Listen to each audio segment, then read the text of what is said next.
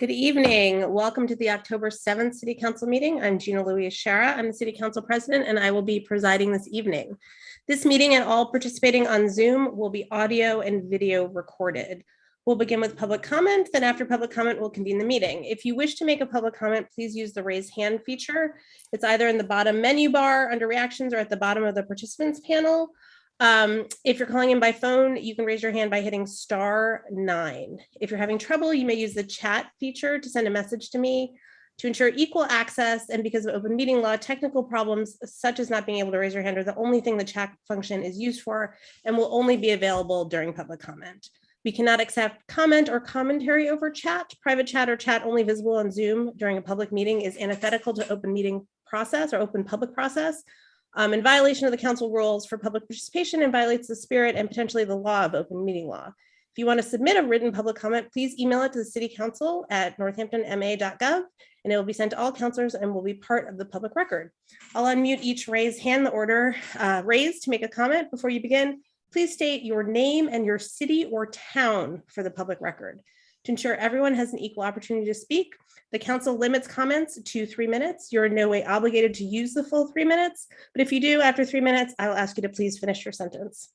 According to council rules, we don't respond during public comment as it is your turn and time to speak. So while your comments should be directed to us, you'll understand when we don't respond to you. Our rules also state that councilors and members of the public shall conduct themselves with civility and respect at all times. Your protected speech is a constitutional right and one that we ask you to wield with consideration and respect for all, and with recognition that public space that grants you this freedom is shared equally by everyone. Also, according to open meeting law, if someone's disrupting a meeting, they may be removed. You may speak on any topic. It doesn't need to be an item on the agenda. I'll ask that all but the council turn off your video until called upon. Only the person recognized has the floor, and all comments are to be directed to the council. This meeting can also be watched on Channel 15 or by streaming on Northampton Open Media's YouTube channel and their other platforms. And this recording of the meeting will be available on their their government video archive channel. And that's on YouTube. And I thank them as always for their public service. Additionally, I've enabled the live transcript. So if you can't see it, go into your settings, and I think you can enable it for yourself to be able to see it, but you should be able to access that if that's something that you'd like to do. So we are going to start with Margaret Sawyer.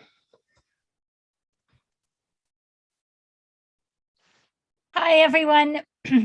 My name is Margaret Sawyer. I'm one of the co-directors of the Pioneer Valley Workers Center. And we just want to thank the council for considering the resolution tonight in support of the Fairness for Farm Workers Act. We're very grateful to you for suggesting this idea of passing a resolution, and grateful that you would consider putting the city forward to make this statement.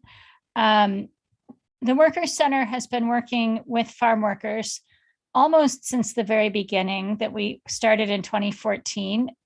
We began a survey campaign with restaurant workers in the city of Northampton. And then we were so glad to work with you on the wage theft ordinance, but we started also a survey project with the UMass Labor Center.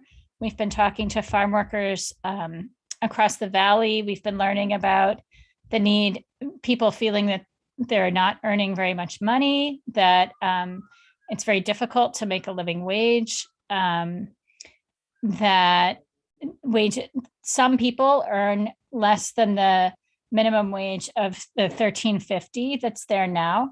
So we've been really excited to be able to partner with this new coalition, the Fairness for Farm Workers. And our members have been voting and encouraging the Workers Center to step forward and speak about farm worker issues. My colleague, my co-director, Claudia Rosales, she's a former farm worker, and she's been organizing with farm workers and has met in person with over 200 farm workers during the course of the pandemic, as have my other colleagues on one-on-one meetings.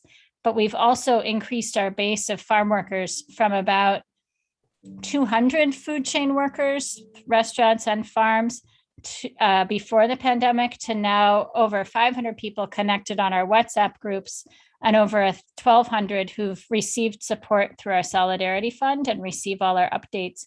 And those people together really feel that this bill is really important, that it's not fair that the state of Massachusetts pays farm workers less than the regular minimum wage.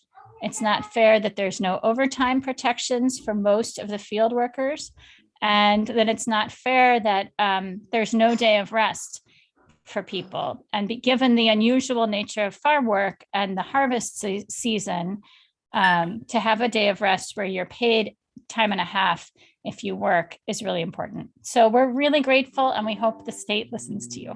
Thank you. I also may be asked to interpret for someone else who's maybe coming. Absolutely. Thanks. Okay. Next is Jesse Hassinger. Hello, thank you so much. My name is Jesse Hassinger, Ward 4. I am here to also speak in support of the Fairness to Farmworkers Act. I agree with everything that was just said previously to me by Margaret. I would like to add that as the business co-owner of Belly of the Beast, when we were designing our idea, it was all around local farms and working with local farms, and they are the lifeblood of our community. And the more that we see that happens around climate emergency and the more issues that we see coming from big agriculture, the more that we're going to need to rely on local farmers. And that means that we need to make sure that not only do the farms stay solvent, but that means that the farm workers themselves are able to survive off of that employment. It is vital for many people in our community to be raising the wage here. I would also like to voice my support for Karen Foster's urging to change the language in the street parking ordinance from handicap to accessible. There's no reason in 2021 that we should still be using antiquated language. And if it's inconsistent with wording elsewhere in the city, then that all needs to change, beginning with this ordinance. Thank you so much. Thank you. Next is Mimi.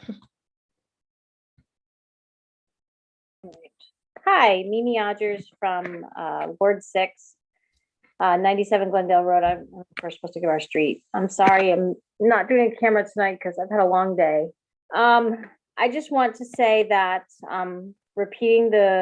re-emphasizing the words of Margaret Sawyer and Jesse, that I am here in favor of the farm worker resolution.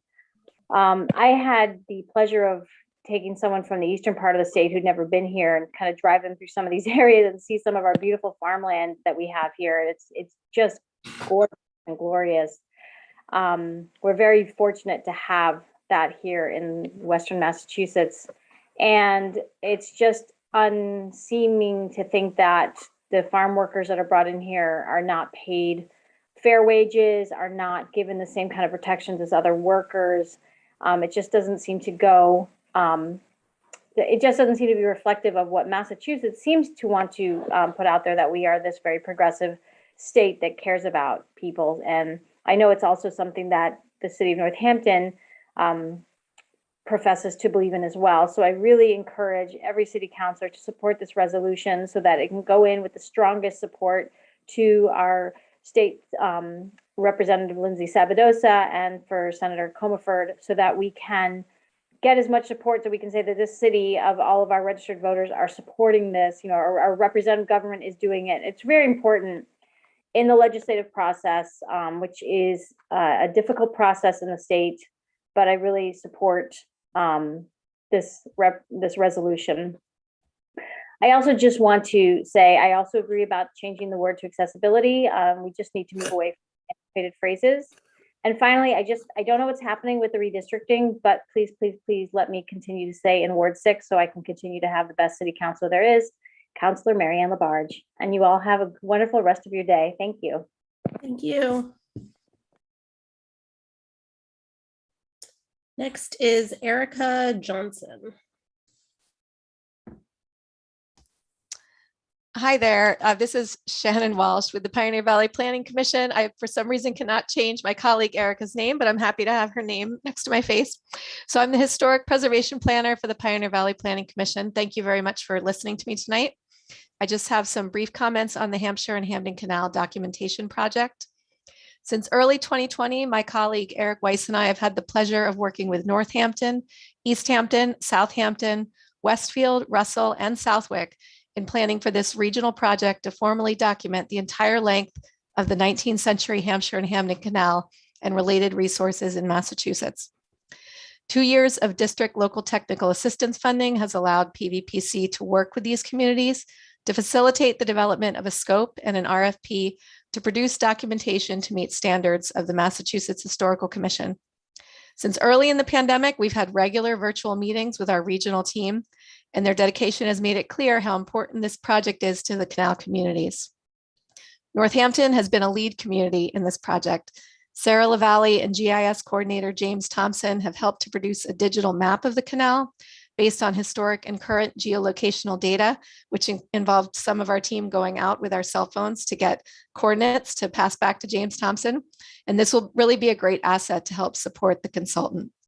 So I'm really thankful to be a part of this dedicated regional team, and I'm looking forward to next steps. Thank you. Thank you. Okay, next is Harris Freeman.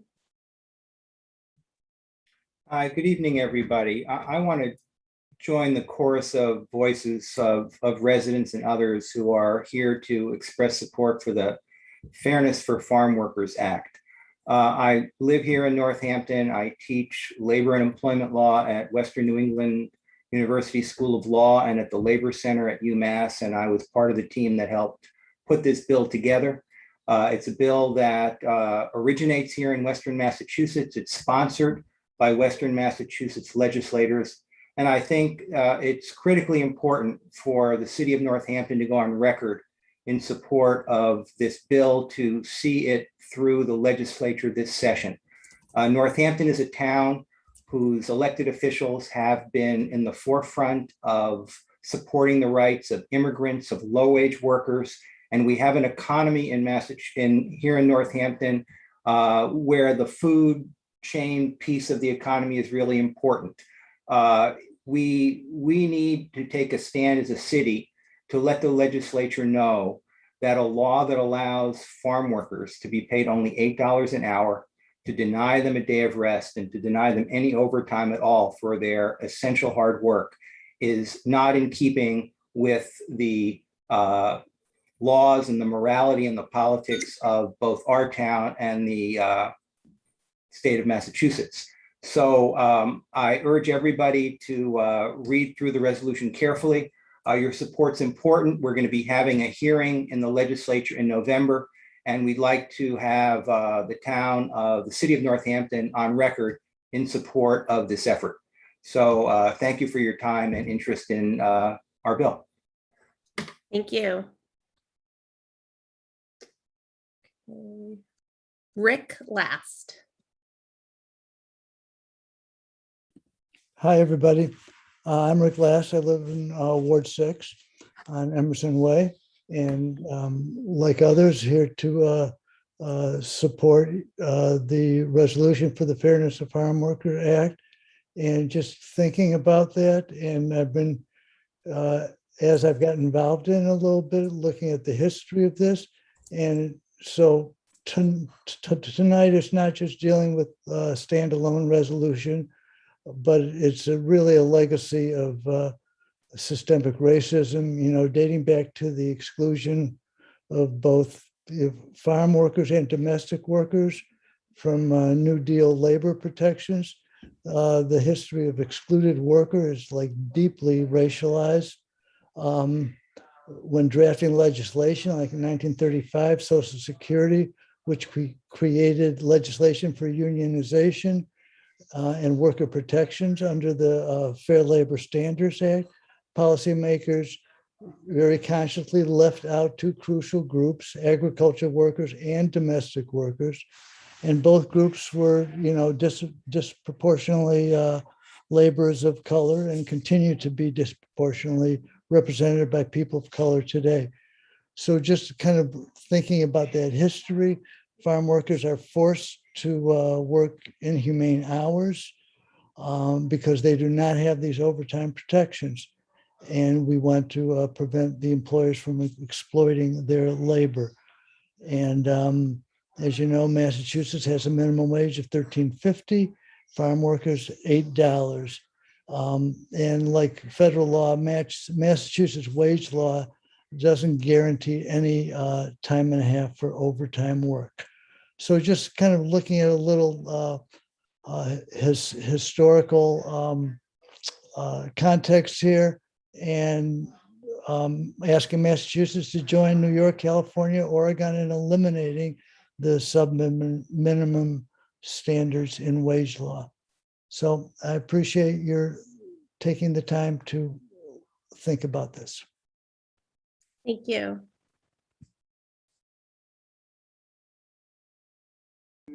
Margaret, are you going to provide translation?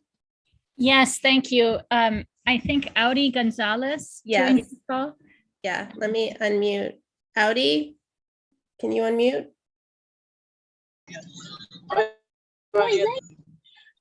Hola, buenas noches. Hi, good evening. Lo siento, no tengo la cámara porque no estoy en casa. Si la pongo está muy oscuro. I'm sorry, I don't have the camera on. I'm not at home, and if I put it on, it's very dark. So, no entendí muy bien al respecto de qué está hablando. Me gustaría algo rapidito, un resumencito rápido para yo dar mi punto de mi tema, pues, o mi palabra al respecto. Sure.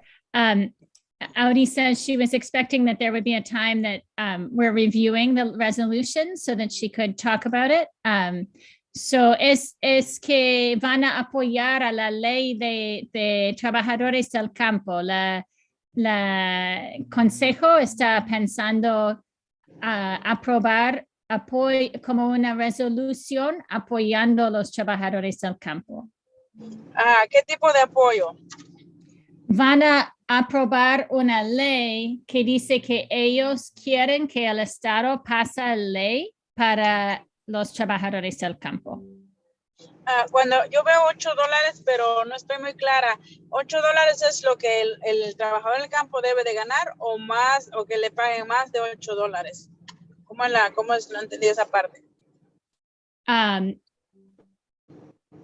Creo que por ahora la ley dice que es 8, pero este grupo va a aprobar una regla que la gente debe de ganar más. Oh, right. Ok, definitivamente. Estoy de acuerdo también porque con $8 hoy en día no se sobrevive, sobre todo si hay una familia grande, todo hoy en día está mucho más caro. Yes, she said it's really not fair for it to be quite so low that farm workers would earn so little because, especially with families, it's not possible to survive on that amount. So ellos quieren nada más oír tu opinión. I said they're just here to hear your opinion. Sí, no, claro. Y gracias por la oportunidad. Como trabajadora del campo, me gustaría muchísimo, esto es un sueño que yo he tenido desde que yo llegué a este país, de que valoren el trabajo que hace el trabajador agrícola, porque trabaja muy duro y es un trabajo que nadie valora. Thank you so much for working on this tonight. It's been a dream of mine since I came to this country that people would value the work of farm workers and would take it seriously. No one has done that. It hasn't been often that we've been valued, and I appreciate it. Es solo 3 minutos. So. Oh my God. Okay. No, es muy poquito. Yeah. So, muchas gracias por esta lucha y espero se logre pasar esa resolución porque es algo más humano para el trabajador, porque el trabajador del campo trabaja muy duro a inclemencias del tiempo, ya sea frío o calor, y no es valorado, es como una máquina nada más que lo ven, no como un ser humano, tristemente. People see us just as machines. They don't value our work. And it's really beautiful that you're working on this tonight. I hope that it passes, and thank you. Thank you. So I should have told you this ahead of time. For translation, we double the time, and I didn't start until it was sort of clear what, that. Oh, great. So you have more time if you want to keep speaking. Oh, my. No Thank sé you. si quieres hablar de riquezas, tal vez también. Ok, sí, también soy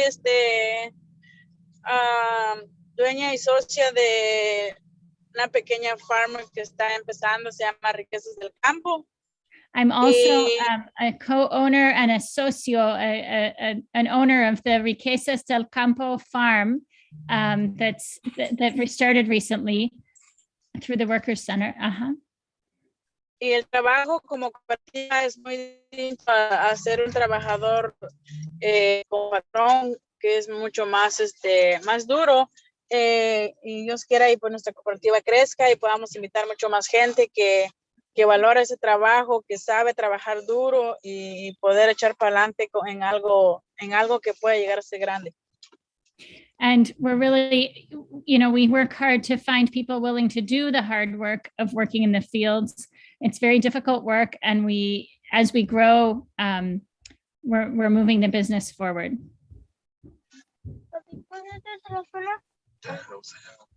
Qué bueno. ¿Hay algo más que quieres decir? Está bien, Tino. Bueno, felicitarles y darles la gracia por esta iniciativa y pues Dios quiere este sueño se vea realizado un día, de que el trabajador sea evaluado, tenga un precio, un pago justo, un trato justo y humano. Eso es todo lo que se podría pedir en resumidas palabras. I just want to really thank you for taking this time and for considering this bill, this resolution. I hope that it passes. It's really important that people are thinking about farm workers and valuing the work that we do, that farm workers do. I thank you. And I want to apologize to Audi and to you. I don't think I explained very well what this was going to be like. I think she thought it was more of a conversation. Disculpa, Audi, digo aquí que no te expliqué muy bien cómo iba a ser. So, gracias. Yeah, fue something quickly, but it's fine. So thank you for the opportunity, and thank you to all of being here. Thank you. Thanks for speaking with us. Okay. Buenas noches, hasta luego. Gracias. Gracias. Next is Celine. Celine, did I say that?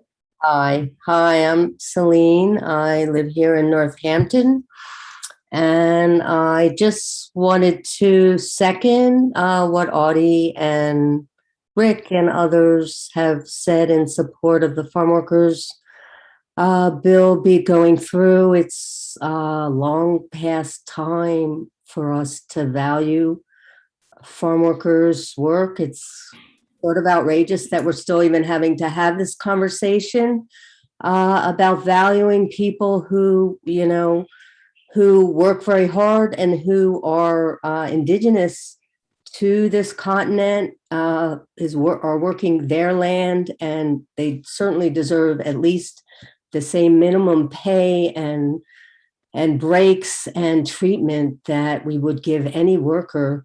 The only other thing I wanted to say, because I've worked on these issues for many years in many different farm communities, and sometimes there is a problem with small farms being able to always support these kind of measures. This shouldn't be a problem. Certainly corporate farms have no problem, and if they're not paying minimum wage, that's outrageous.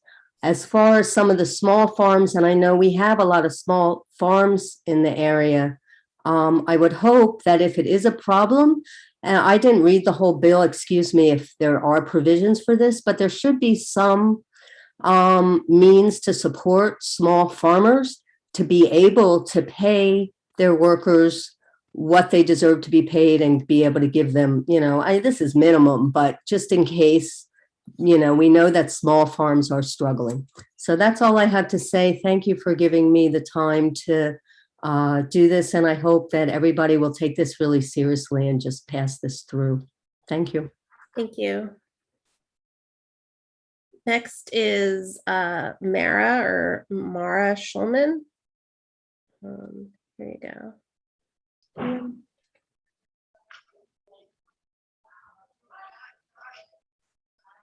Can you hear? Hi, sorry, I was having a little trouble getting the mute off. Can you hear me? Yes. Okay, thanks.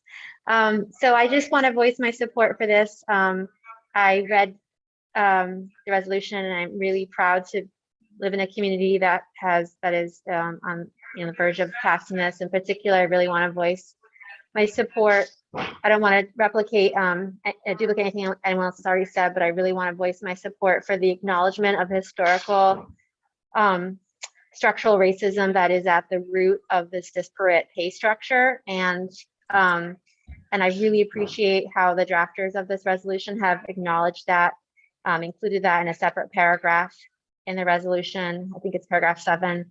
And I'm very grateful to have people representing me in the city that are stepping up to acknowledging the history of structural racism in our country, in our employment, in our economy, and taking action to remedy it. So thanks very much, and thank you for working so hard on this. And I look forward to seeing the consequences of it passing. Thank you. Can you all still hear me? Okay, that thing is happening where I've lost all the controls and I can't see everything. Are there other hands that I can't see right now? No. Okay. I'm going to leave the Zoom, come back in, and then if there are no hands that have popped up, then we'll convene, but I'm going to disappear. One of you will be made host. I don't know which one. We'll find out.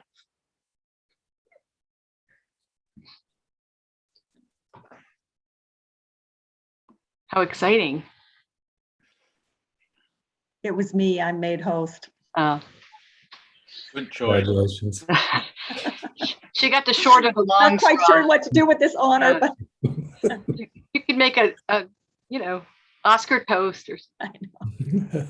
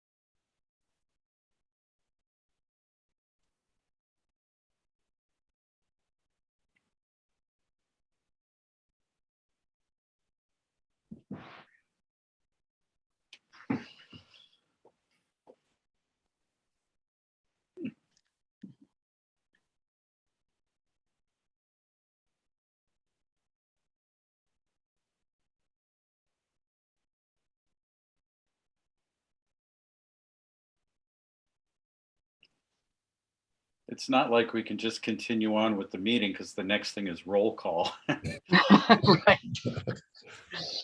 I'm wondering if Laura, since she has all this power, isn't letting Councilor Shara back in.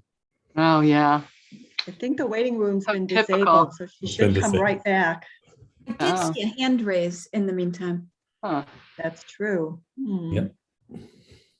All right. Laura, do we have a timer? Does somebody have a timer?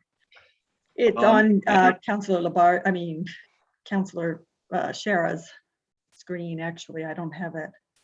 Well, Set I'd my like kitchen to. timer. Oh, Right, so Councilor guys. Quinlan has a timer, and Laura, can you unmute Ellen? And Sure. Ellen Coteen? Looks like she's got her hand raised for public comment. Yeah. Oh, Asta. Okay. Go to the picture. View. She's unmuted. Go to. Hello? Hi, I'm coming. View. I just want to, okay, well, You have the floor. thank you. I just want to, okay, where am I? Yeah. Okay, I just want to start the video. That's all. Okay, thanks very much for recognizing me. Two things fairly quickly. One is I want to go on record supporting the farm resolution, which I think is extremely important. Secondly, I just want to say, stressed I was at the behavior of the Northampton Arts Council. I was really shocking to see that they canceled this exhibit and what that decision was based on. And as a local artist, I took great offense at the censorship and the decision to cancel the show. And I just want to go on record saying that. Thank you. Thank you, Ellen. I see that Councilor Shara has returned and maybe can't unmute. Let's see. Okay.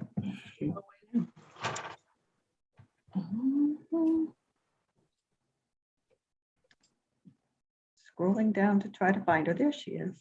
Okay. Hi, everybody. That is an inauspicious start to this meeting. That happened so early on. Well, I return the helm to you, Councilor Shara. Thank you. Well done. I see we did have more public comments, so good. So we have not yet convened.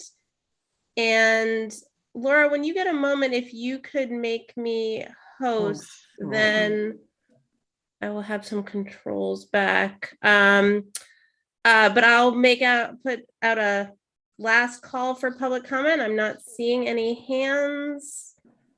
I'm not seeing anything in the chat.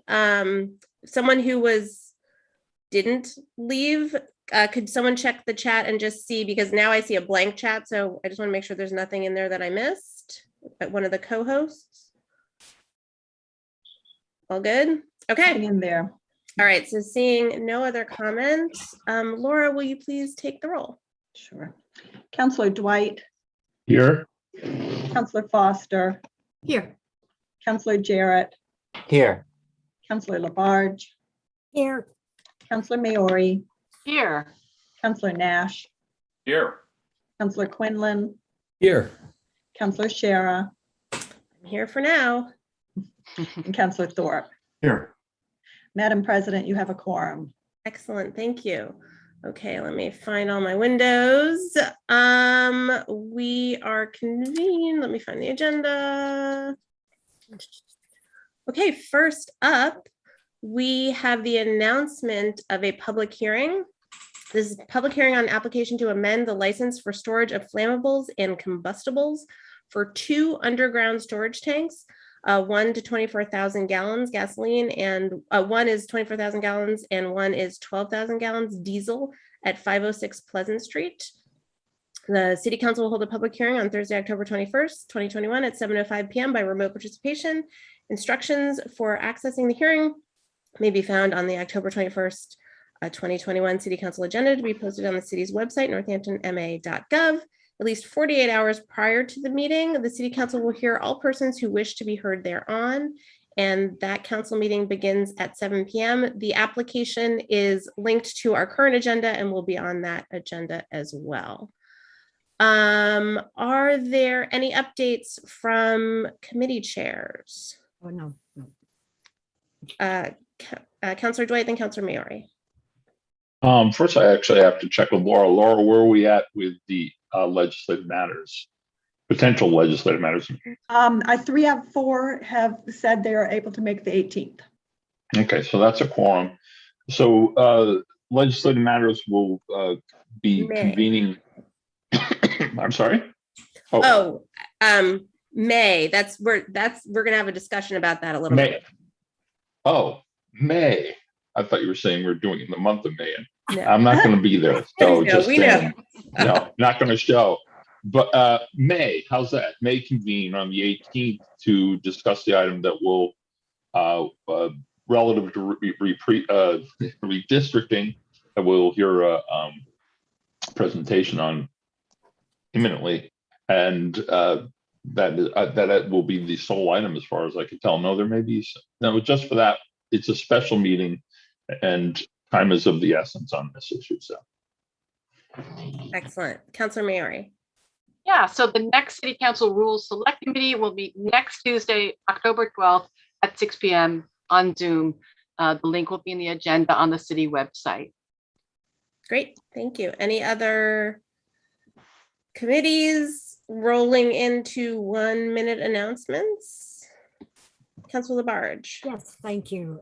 Just a reminder, I'm pretty sure all you the councilors and all the residents in the city received a booklet, which has so many artists coming into our city of Northampton, the Paradise City Arts. It's wonderful. Last year, they were not here because of the COVID, but they will be here starting October 9th through the 11th. And it's just absolutely wonderful. Linda and Jeffrey Post are residents of Ward 6, and they are the directors and started this Paradise City Arts. And I have never, ever seen so many artists with such beautiful work that they do. I'm talking about painting, sculpturing, clothing. It's just absolutely beautiful. And also the restaurants that are there, their food is scrumptious and the children would love it. So hopefully everybody will come either one of those dates on the 9th, 10th, and 11th, and let's support our Paradise City Arts. They're back. Thank you. Excellent, thank you. Other announcements? Councilor Quinlan. I just wanted to take a moment for some reflection on the life loss of the cyclist in front of Northampton High School the other day. You know, the circumstances of the accident aren't clear at this time, but it just gave me pause to think about this. I know I've had calls from residents in the area and some teachers at Northampton High that are concerned about the safety at that intersection in front of Northampton High. And I just would encourage all Northampton residents to just pay great attention when you're operating a vehicle, especially here in Northampton. We're working very hard to create greater bicycle and pedestrian infrastructure, and we have to consider everyone on the roadway. So I would just ask you to join me in trying to pay better attention when you're behind the wheel. Thank you for that. Any other announcements? Okay, seeing none. Mayor Narkowitz, you said you had communication for us? Yes, thank you, Council President. I just wanted to follow up on the presentation that I gave at the last City Council meeting on September 22nd about the American Rescue Plan Act, or ARPA. One of the issues, or one of the items on the timeline that I laid out was that the city would be launching an online survey for residents, business owners, property owners, anyone who lives in the city to take. And we did launch that on October 1st. It's available on the city's website in both English and Spanish versions. And we've had a great response so far since launching it. I think we're close to 700 responses already in less than a week. So I would encourage folks to go to that page, northamptonma.gov /ARPA, ARPA, and you'll find the links for both surveys. And obviously, please share with your friends and neighbors so we can obviously begin to collect some of the initial data about what the public is thinking about the important priorities for the city as it begins looking at how to create a process for spending these federal dollars. Thank you. Excellent, thank you. Councilor Foster? Mayor, thank you for that update. I saw the survey, and actually I had a question for you that I think people would be interested in, if you don't mind answering. One of the early questions on that survey asks for people's street address with the caveat that survey results are totally anonymous. And I was wondering if you could just explain that a little bit more. sorry to catch you off guard with that. That's okay. Yeah, I mean, I think we are trying to understand we were trying to get a better understanding geographically in the city where people are living and where some of the priorities are. So I think that was part of it. Obviously, it will not be shared in any way. So that I think that was the basis for that. And so, yeah, that's my understanding of trying to get a little bit of a narrower, zooming in a little bit on different parts of the city and where people are responding from. So if just to be sure, so then the street address is to see where the responses are coming from, but they're not attached to the survey results that are coming in. Yeah, and all of the questions are optional. There's no mandatory questions. There's no questions that stop you from continuing the survey. So anyone's free to leave questions blank if they do not wish to. Okay, thank you. Any other questions, Councilor Jarrett? Yes, thank you. I noticed that it asks that all adult Northampton residents are encouraged to fill this out, and I was curious. I know we have a youth commission and that we value the input of young people, and I was curious: is that something that ARPA is part of? That we're not including the voices of youth in that. So I was curious about that. I think obviously we're always open to the youth commission weighing in on all matters that come before city government. I think the goal of this was to reach out to registered voters in the city to get their input on that, and so I think that's probably what the nomenclature was in reference to adults. But again, I think that folks who will certainly be seeking the input of lots of different constituencies, multi-member bodies like the Youth Commission, et cetera. But yeah, I believe it was targeted to try to understand what voters of Northampton were feeling about these funds. Thank you. Okay, seeing no other hands, we will move on. Thank you for that update. And we're up to resolutions. So 21.340, a resolution in support of the Fairness to Farmworkers Act. This is upon the recommendation of Councilor Rachel Maori, Councilor Marianne Labarge, and Councilor Michael J. Quinlan Jr. Whereas farming in the Commonwealth is a vibrant part of our state economy, providing consumers with healthy local food options, preserving open land, supporting our local economy, and reducing our carbon footprint. Whereas Hampshire County has 692 farms on 50,644 acres.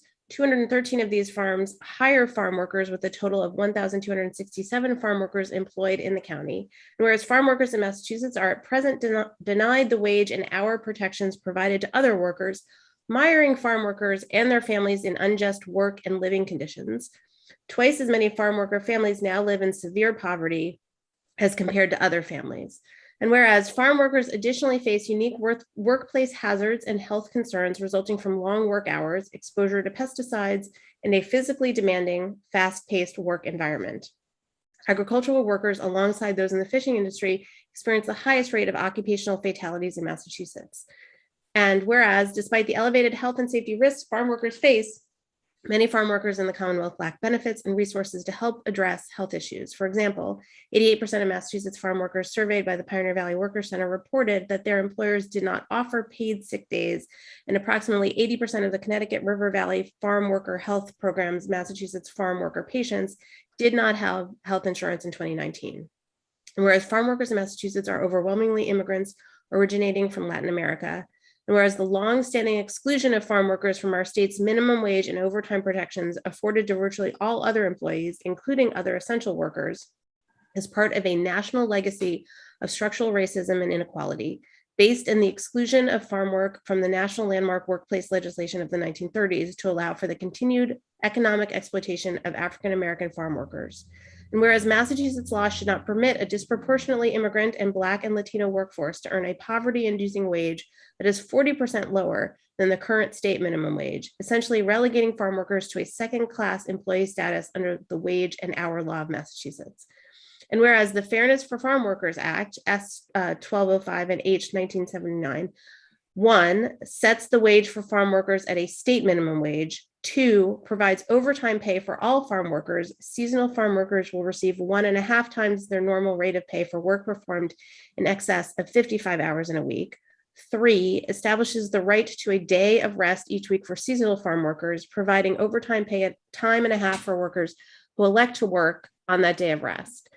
And whereas the Fairness to Farm Workers Act has been endorsed by the Fairness for Farm Workers Coalition, comprised of leading organizations such as ACLU of Massachusetts, Central West Justice Center, Massachusetts Immigrant and Refugee Advocacy Coalition, Massachusetts Law Review Institute, Massachusetts AFL-CIO, Massachusetts Coalition for Occupational Safety and Health, Pioneer Valley Workers Center, Western Massachusetts Area Labor Federation, Massachusetts United Food and Commercial Workers, Local 1459, and whereas the elimination of the substandard farm worker wage is sound economic policy that will benefit the entire state.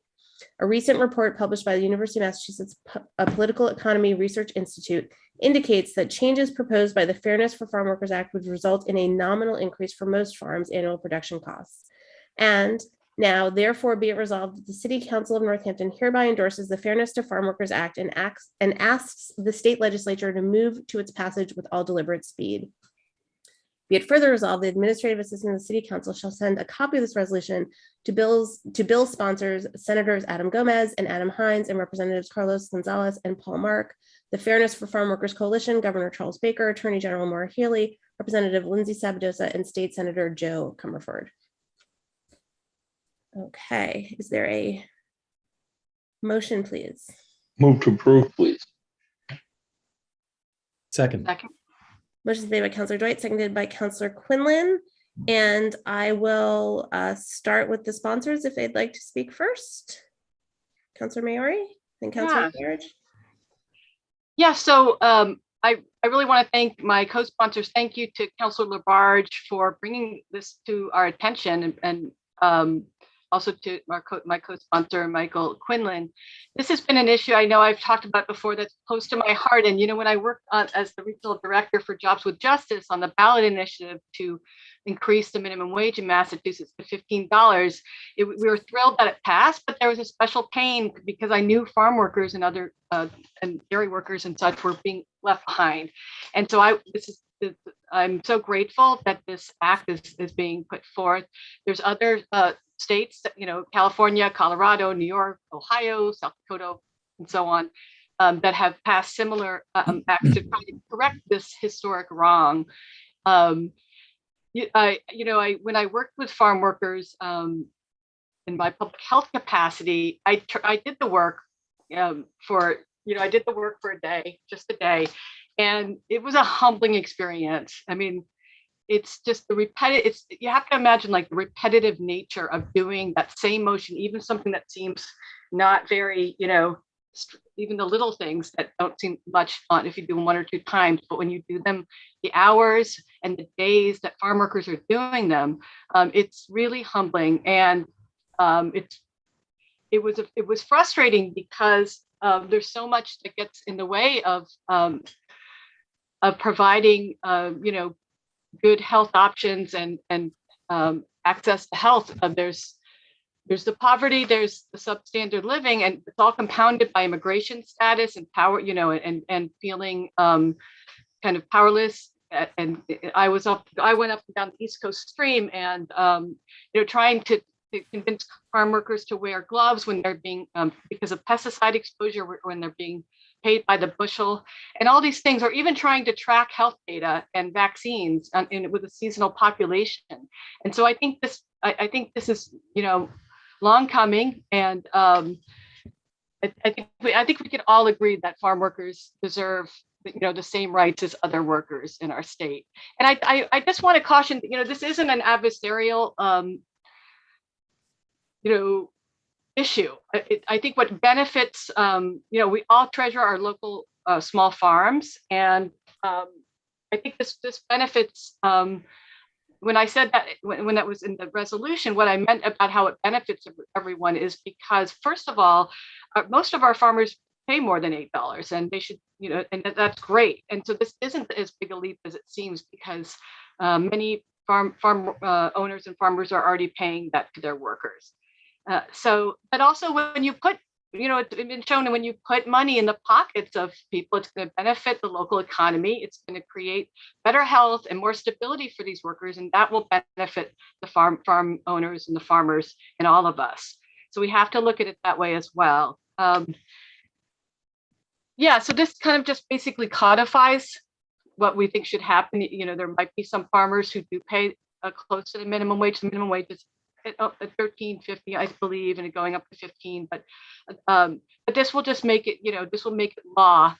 And so I think it's more, this is the time for this to happen. And yeah, I'll just leave it at that. And I also wanted to say that we have a community expert here with us tonight to answer any of our counselors' questions. If we want to recognize her, Claudia Quintero is a staff attorney for the Migrant and Seasonal Farm Worker Project at the Central West Justice Center, and she's here with us tonight. So if any of the counselors would like to, any more details on the act itself, I'm sure Claudia would be happy to answer them. Thank you. Excellent, thank you, and welcome, Claudia. Councilor Labarge. Oh, you're muted, Councilor Labarge.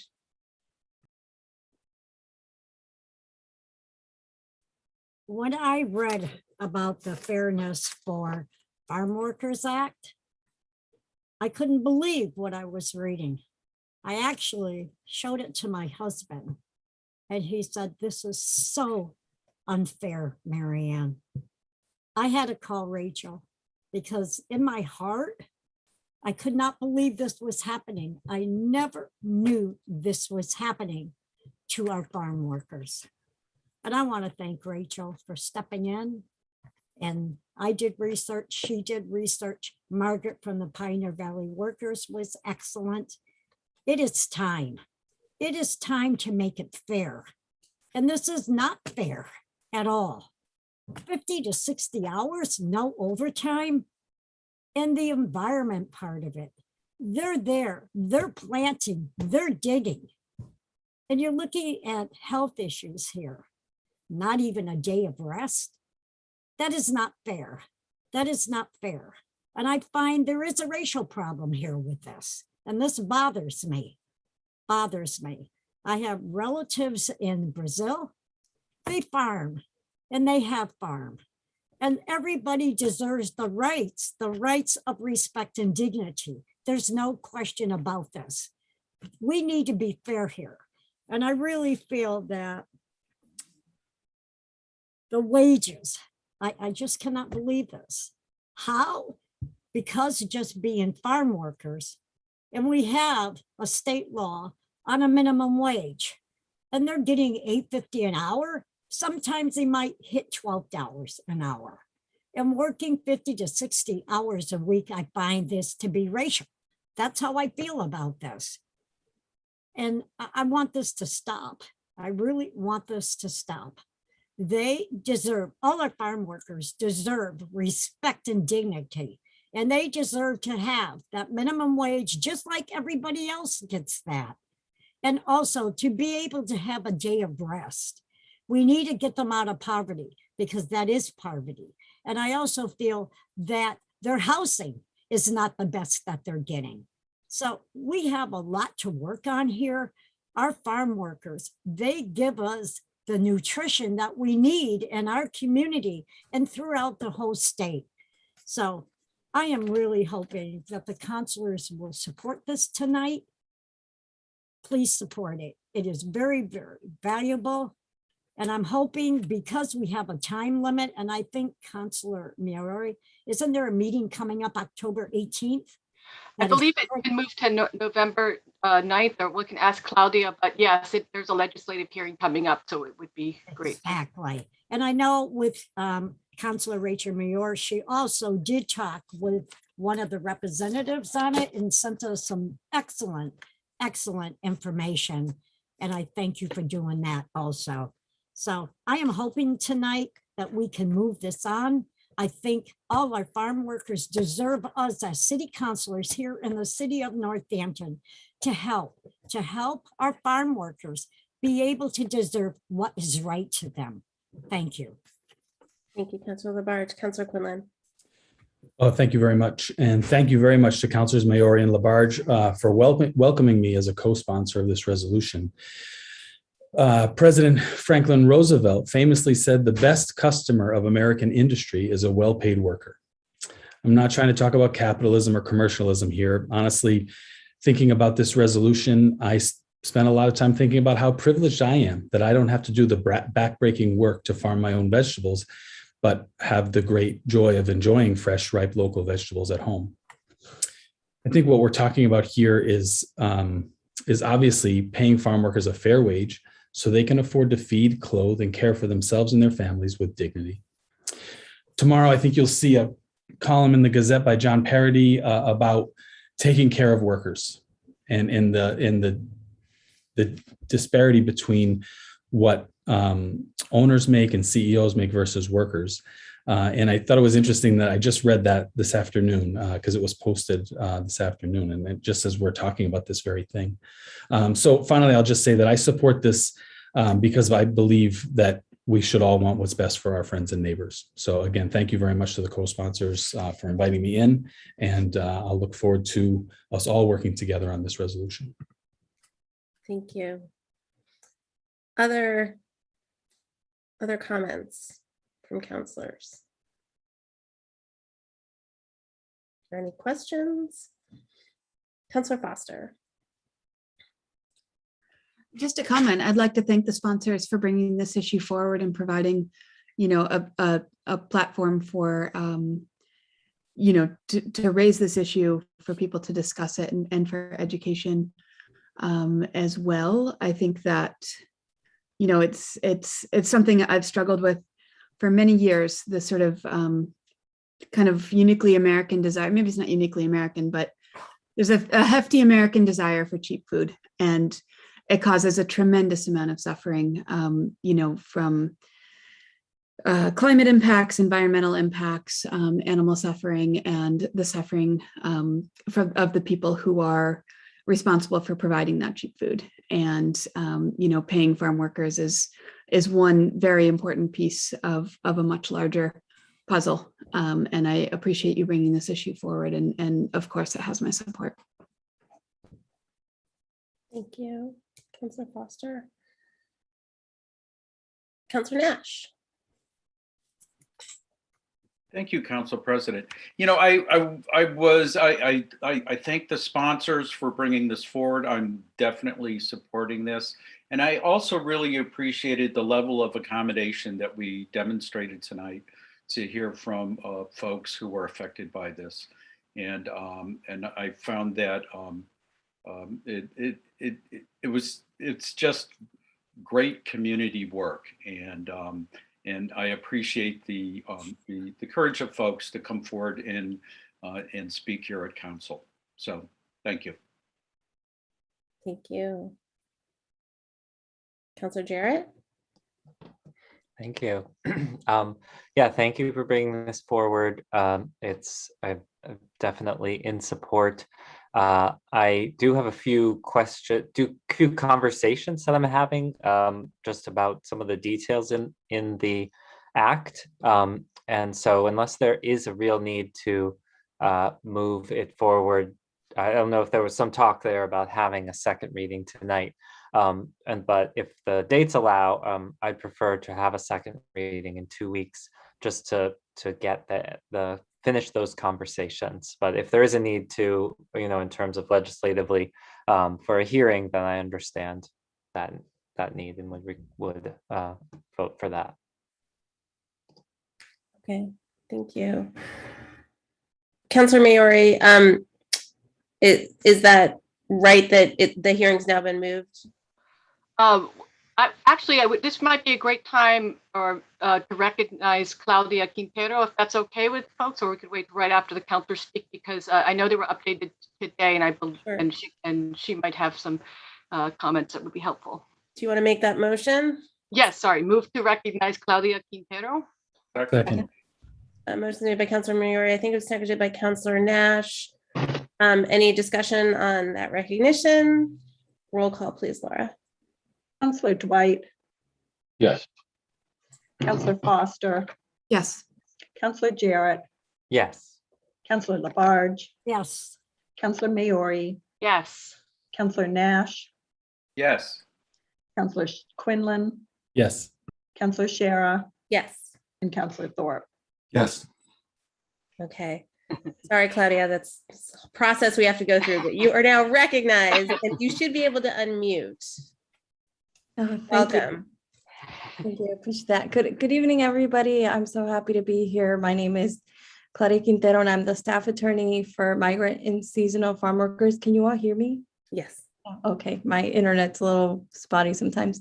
And I represent farm workers across the state of Massachusetts, and I've been here for 4 years doing this. And I'm so honored to be before the city council, and I just like to thank you all for considering this resolution and taking the time to think through and talk through and learn about this issue.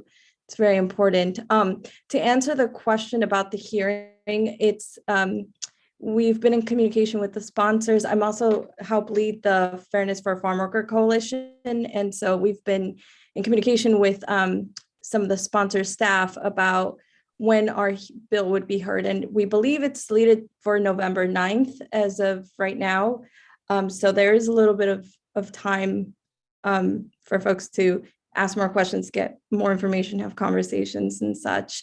I think the one thing I would say, which I would like to impress upon the Northampton City Council, is that we have a lot of wonderful farmers in the area, and we have a lot of great local people who really care about farm workers.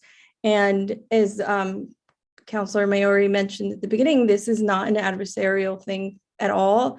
The purpose of this bill, which I, among other folks, helped draft, is that this is really a time to put Massachusetts' feet to the fire and get the state legislature in a place to really provide equity for all workers in our state. As folks have mentioned, we have 13,000 farm workers across the state, and these farm workers most often are not voters. They are not people who are really making an impact in the policies that are, or have a voice in the impact of policies that are being made. And previously, we've had other farm workers who say, we really need people to be our voice because we don't have that voice in our in the state's policies that are made or written about us that affect us.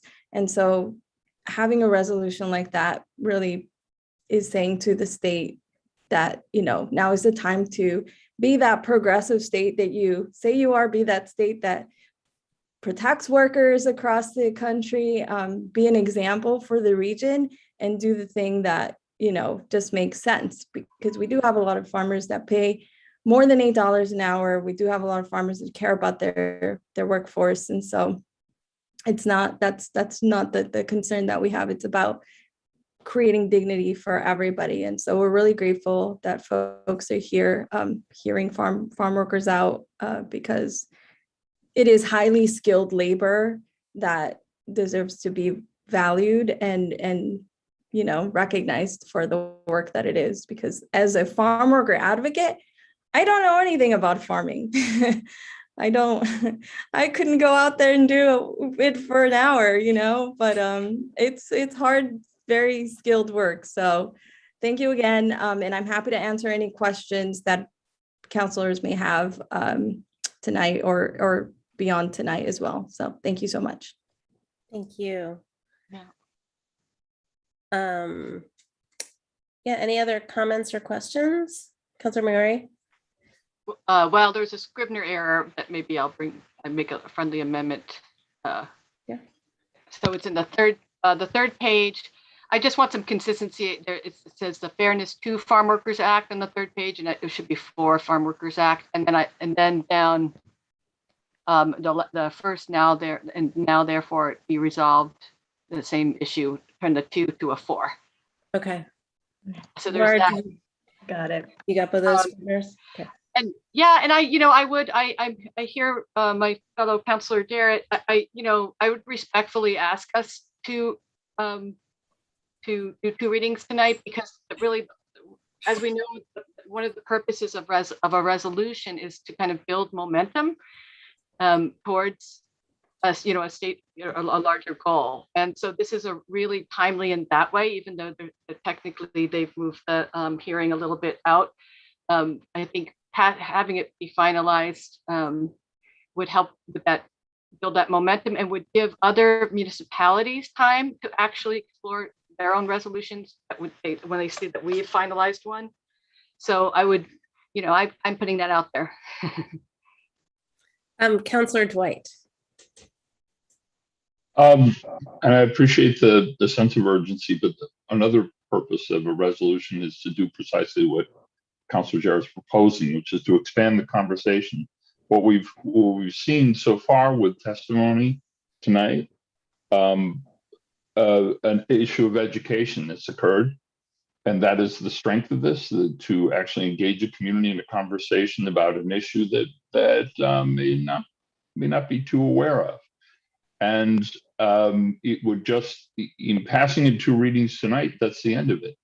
It may not even make the newspaper, in which case the conversation doesn't go forward. The constituency that the representatives who will be voting on this, who need to hear from, will, probably not reach out to them. I appreciate, and by the way, I'm a little concerned because I don't think we actually have that much influence in other communities. I don't think they care what we do. Well, if only to make fun of us, but that's fine. I'm down with that. But the fact is, I don't think with a first vote, and I'm going to guess here, but I have a feeling it's going to pass unanimously, which is a very strong endorsement, and that you will be able to go forward to other communities and say that Northampton has already voted approval. And you may have to explain why we do two readings to other people, because that's a different story for a different time. But so you'll have that leverage, but at the same time, there are a lot of nuanced discussions about this. I worked in outreach in 1972 to farm workers who were working back on the main crop in this region at the time, which was tobacco. They were treated even more abhorrently than they are treated now, in viciously substandard housing, with company stores located on the farm, so that all script that was used was deducted from them so they could support themselves with food or anything, and then including alcohol, all located on the farms and exposed to so many, basically every chemical that was applied is currently banned. And this has been an issue that's been part of the warp and weave of this valley for so long, this hidden, invisible network of workers who supported us that we were able to turn a blind eye to. I strongly support this, but at the same time, I think Councilor Jarrett has some legitimate questions. There's a lot of nuanced issues that are associated with this that I would feel more comfortable if he had an opportunity to be clear with those points, rather than be perceived that we rush this for the purposes of making a statement that it seems we're all prepared to make anyway. Councilor Jarrett. Thank you, Councilor Dwight. Yeah, I do feel that that have the importance of having those conversations, of giving my constituents time to hear that the first reading happened and give their thoughts. And I've received so far, a very positive response from my constituents. I guess the question is, often there's a note put on the agenda if there's a request for two readings ahead, and when that note is there, I know I need to take the time to make sure that I'm ready for those two readings, to do it, and because that's the way we currently do our process, and we may change that, and so yeah, my request is to do a second reading on the 21st, if possible.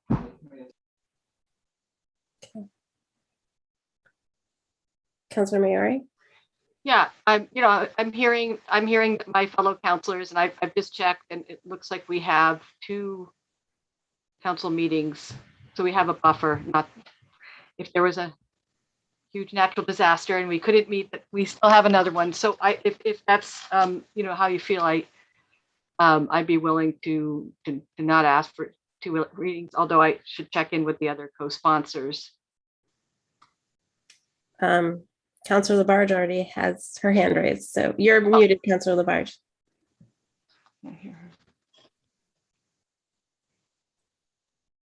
I think why we were looking at doing 2 readings, Councilor Jarrett, is I think Councilor Maori, when you had talked with one of the representatives, that there was a meeting coming up, and he was very happy that we were putting this resolution together. And in my notes, I thought you had stated it was the 18th that meeting was going to be held, and he would have that resolution to be able to bring that forth and talk about it. Is that right? Go ahead, Councilor Mary. Yes, that's correct, but it was moved. Like a lot of time legislative hearings get moved. So it did get moved. So there's a little bit more time.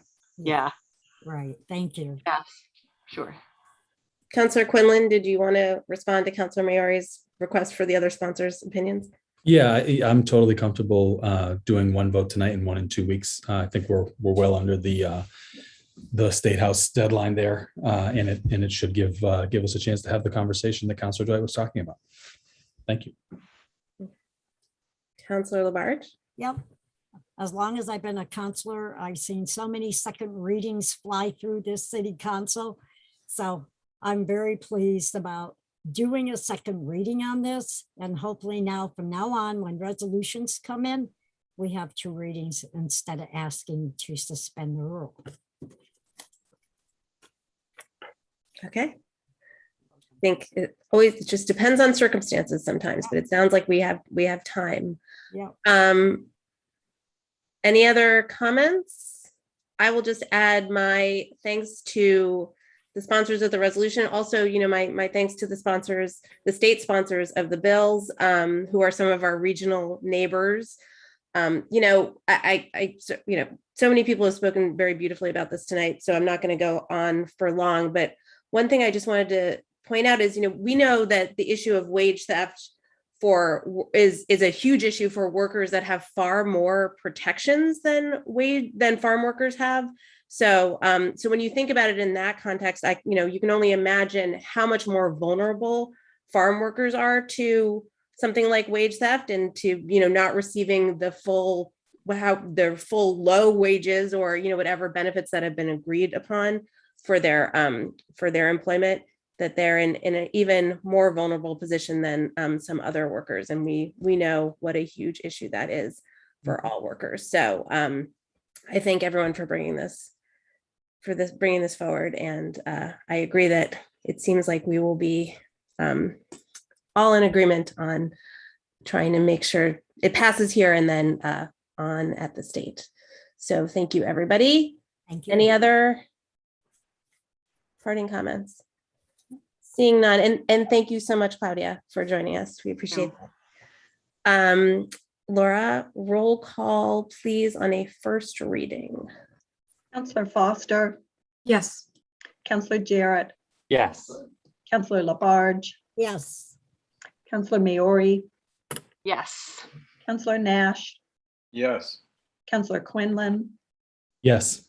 Councillor Shara. Yes. Councillor Thorpe. Yes. And Councillor Dwight. Yes.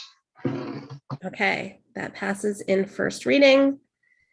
And we will take it up at the next meeting for a second reading. Thank you, everybody. Moving on, we have a re-precincting update. So we have a presentation from the city clerk, Pamela Powers, and we also have the city GIS coordinator, James Thompson, with us. Let me find everybody. Pam,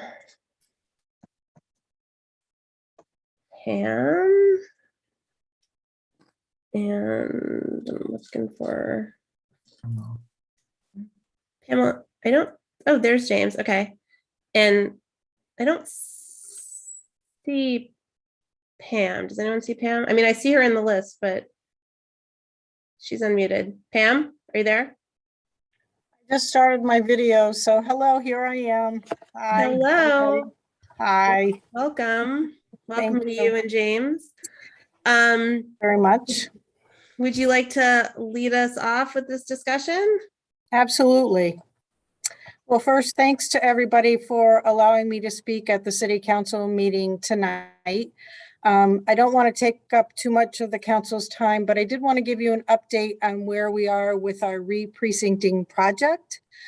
As you recall, I reached out to the City Council a while back to share some information about the need to re-precinct after the federal census in 2020. That was the rollout for the new drawing of the new boundary lines was to take place in 2021, which we are, of course, doing. I'm here tonight to share our progress of what the group has been working on together thus far. And just to remind you that the City Council has to approve any final map that we come up with as a committee. And I have to say that I had planned for you to do a first reading tonight, but it turns out that we presented our map to the state and they in turn need to define for us based on what our changes and our recommendations were. They need to provide back to us the block map and a description of the boundary lines for each ward and precinct. So we're not prepared to do that, to have you do that first reading tonight. So as a result of the federal census in 2020, the only reason why we are redrawing precinct lines is due to the population shifts and growths and some from one precinct to another.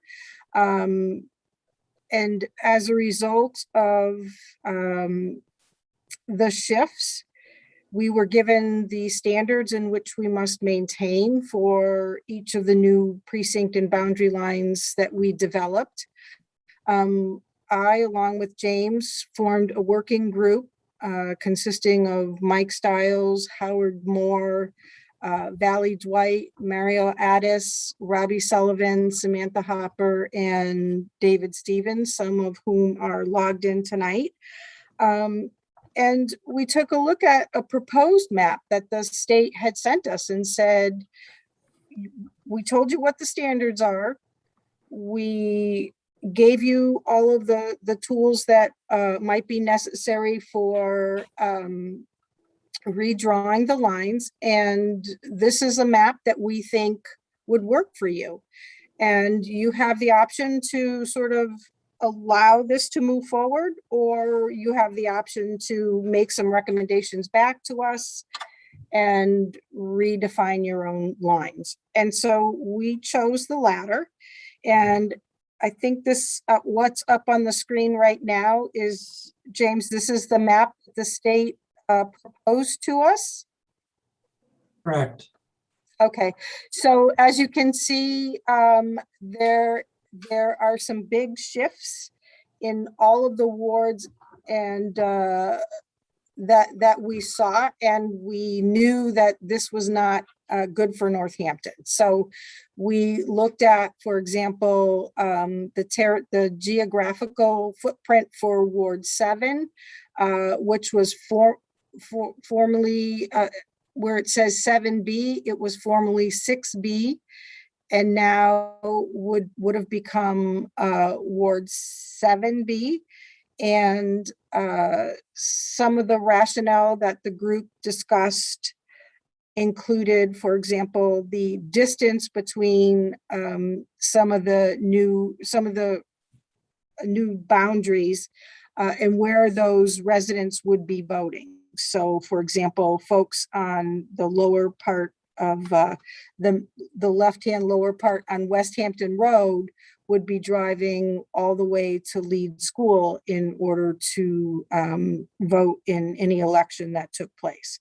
So that seemed a little difficult, I think, for us to sort of accept. And there were other things that the group came up with. I think we developed a list of about 30 or 40 concerns, and the committee worked very diligently to look at all of the concerns based on the makeup of neighborhoods, based on what we know to be the historic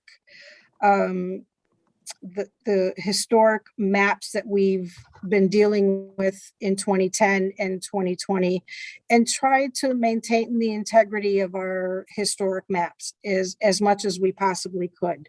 So knowing that the truth is that we have to live with this for 10 years, we even today continue to look at fine-tuning all of those opportunities where people have identified that this is something that we feel could be could be better defined for Northampton. So the hard truth here is that change is necessary, and either we accept the huge shifts that we saw as proposed by the state, or we look at more modest shifts that the group recommended. We know, for example, another truth for us has to be that Ward 2 in particular is going to be reduced in size in terms of its footprint, its geographical footprint, because of the higher density population within that ward. And we know that Ward 6 and 7 are likely to grow in size. So those are some of the things that we sort of can tell just by looking at the data, the raw data that the state sent us about the population sizes since 2010. So that was the state map. The group met and discussed, as I mentioned, 30 or 40 different opportunities to improve what the state sent us. And James, is this the revised map that the group came up with?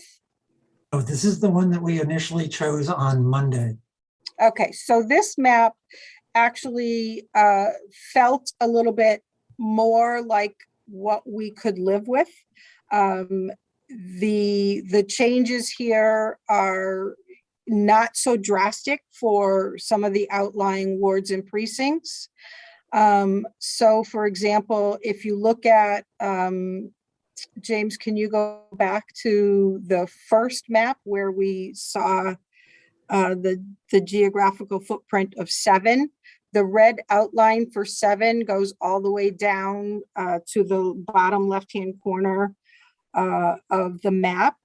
And as a result of the discussion that we had with some folks, James, if you could look at the Monday map, that would be great. If you could put that up there. So this is what we felt was a little bit more in line with what our Ward 6 footprint is today, right here.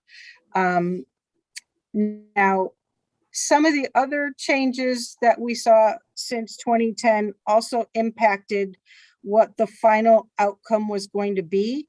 For example, in 2010, the census blocks that were defined by the federal census were somewhere in the neighborhood of 745 blocks. And the blocks have no concrete definition.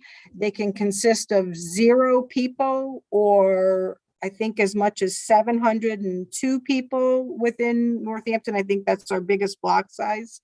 And now in 2020, we now have 512 blocks.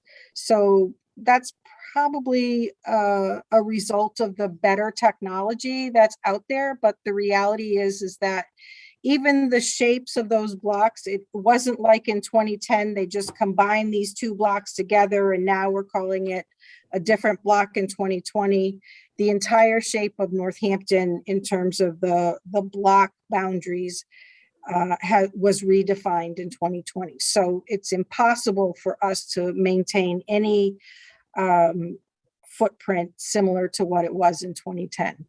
So this is the map that was put on the city council agenda, and we continued our discussions because we again wanted to make sure, since we're living with this for 10 years, that if we could potentially meet all of the needs or the concerns that were addressed by the group, then we wanted to be able to do that. And as a result, James, if you could put up the third map.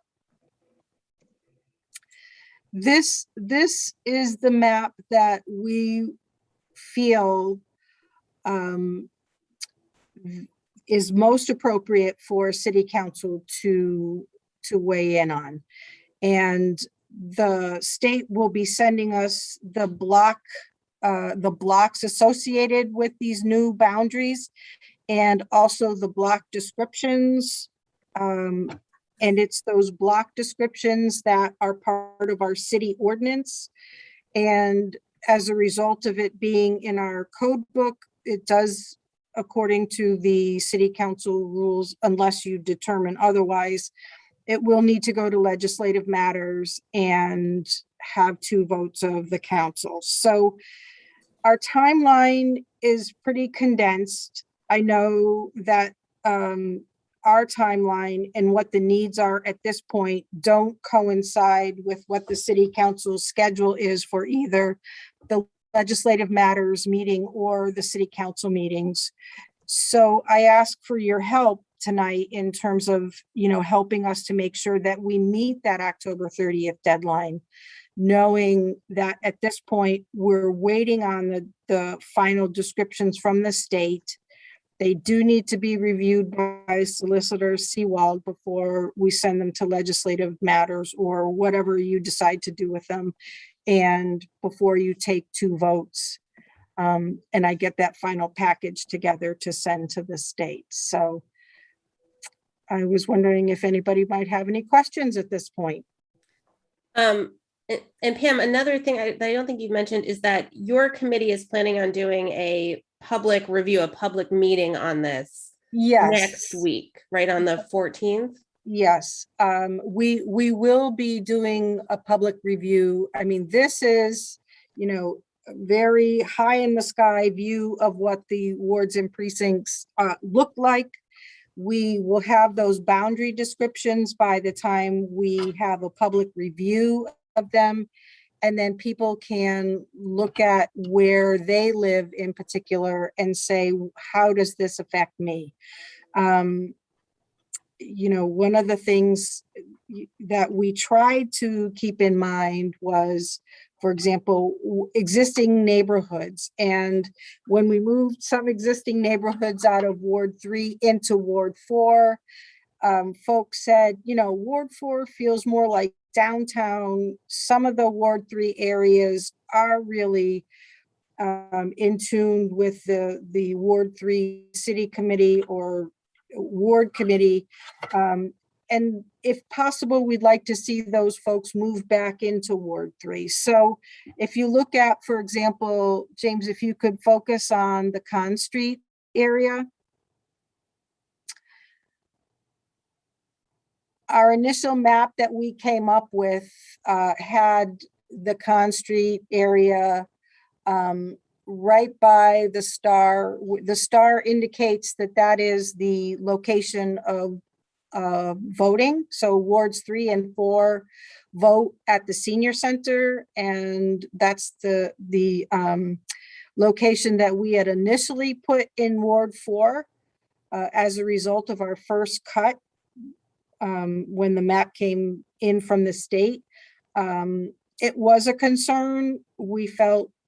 I think the group felt that folks in that particular neighborhood really align themselves more with Ward 3 than downtown Northampton. So we worked hard at trying to redefine that particular boundary.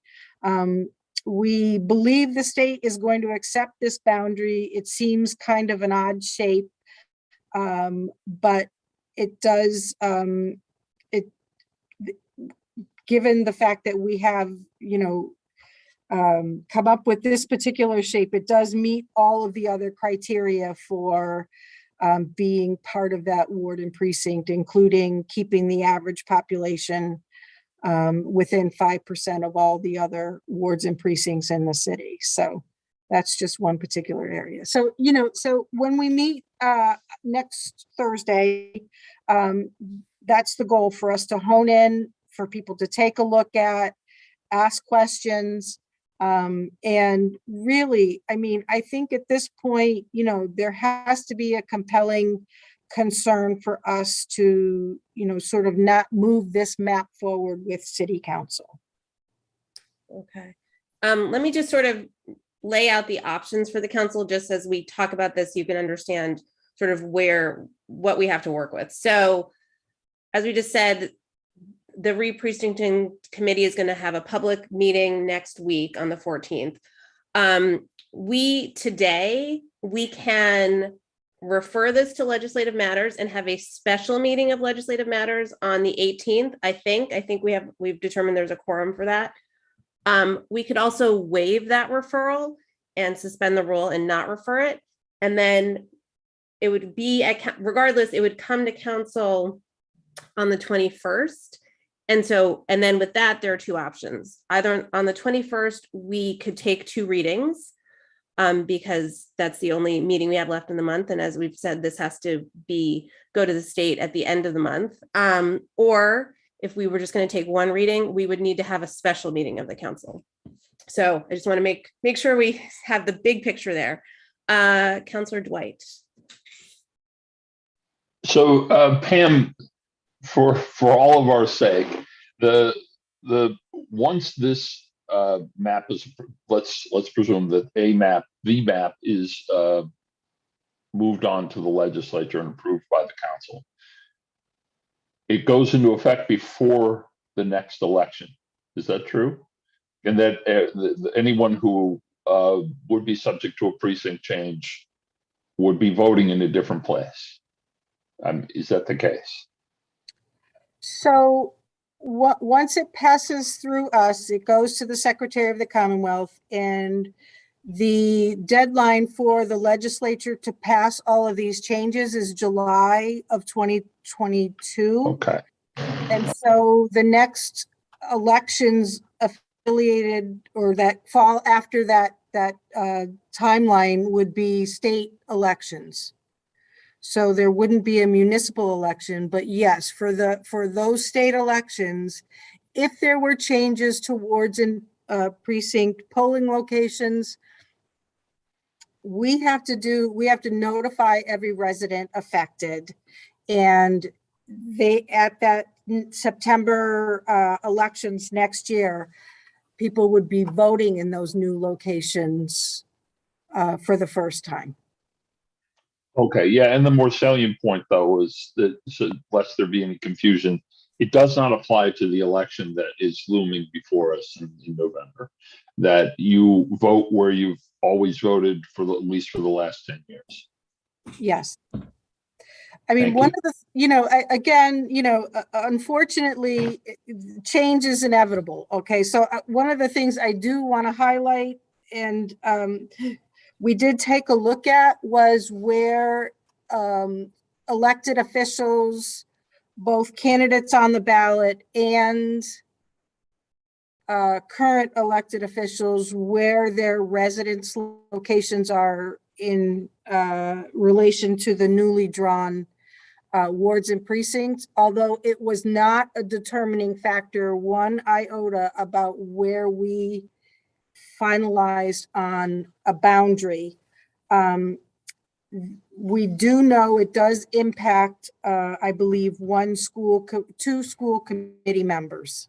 So if those folks got elected at this November election, they would, beginning next July, they would be serving, they would be living in a different precinct than what they were elected for.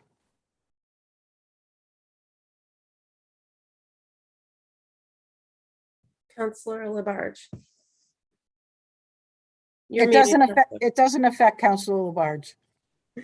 You're muted, Councillor Labarge. Councillor Labarge, we can't hear you.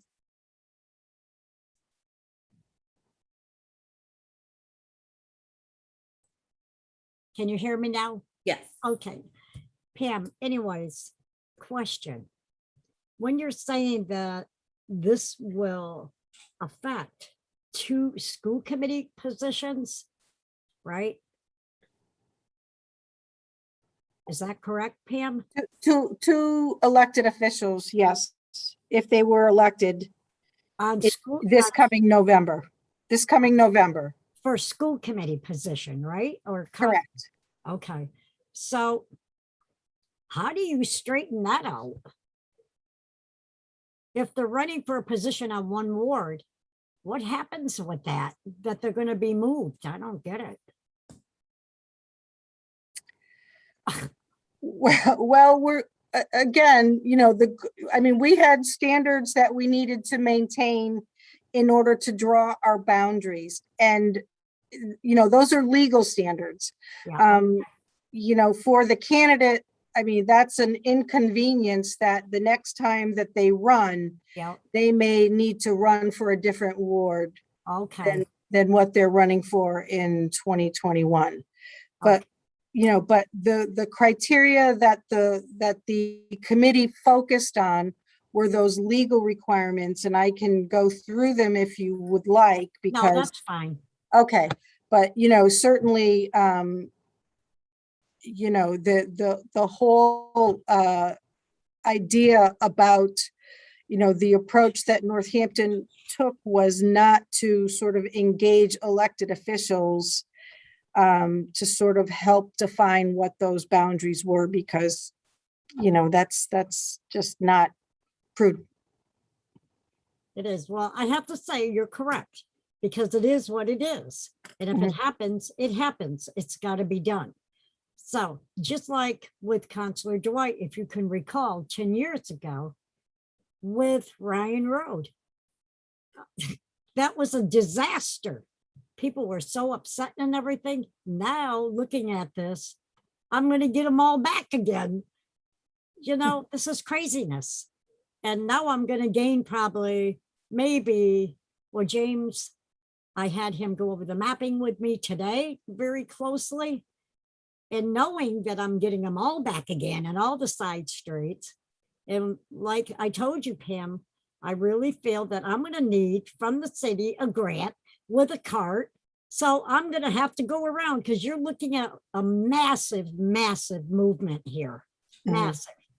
And, you know, same with up in Park Hill Road. Again, I'm adding on more homes. Okay, more people, population. And same with 7B. I mean, they're going to be taking Sylvester Road, and I'm taking all of Ryan Road, and it's massive here, massive. Yeah. Yeah. So I think this is the map from 2010, James, that you have up here. Yeah. Yeah. So you can see, for example, 6A, you know, the shift in 6A it looks significant. But in reality, a lot of that territory that Councillor Labarge will be taking over from 7B has no population. So it's mostly geography. They are blocks with zero population in them. But you know, for the purpose of drawing a line, we had to sort of, you know, draw it somewhere. So. Wait a minute. If you're saying 6A on, you're talking about Sylvester Road, correct? I'm talking about that Ryan Road area. Right. To the left where the purple is in 6A right now. Right. From That's Sylvester Road area. And when you're talking about conservation or whatever, I think, James, we're looking at that area where we're bringing in 7B, which is Sylvester Road and conservation area. And there is population on Sylvester Road.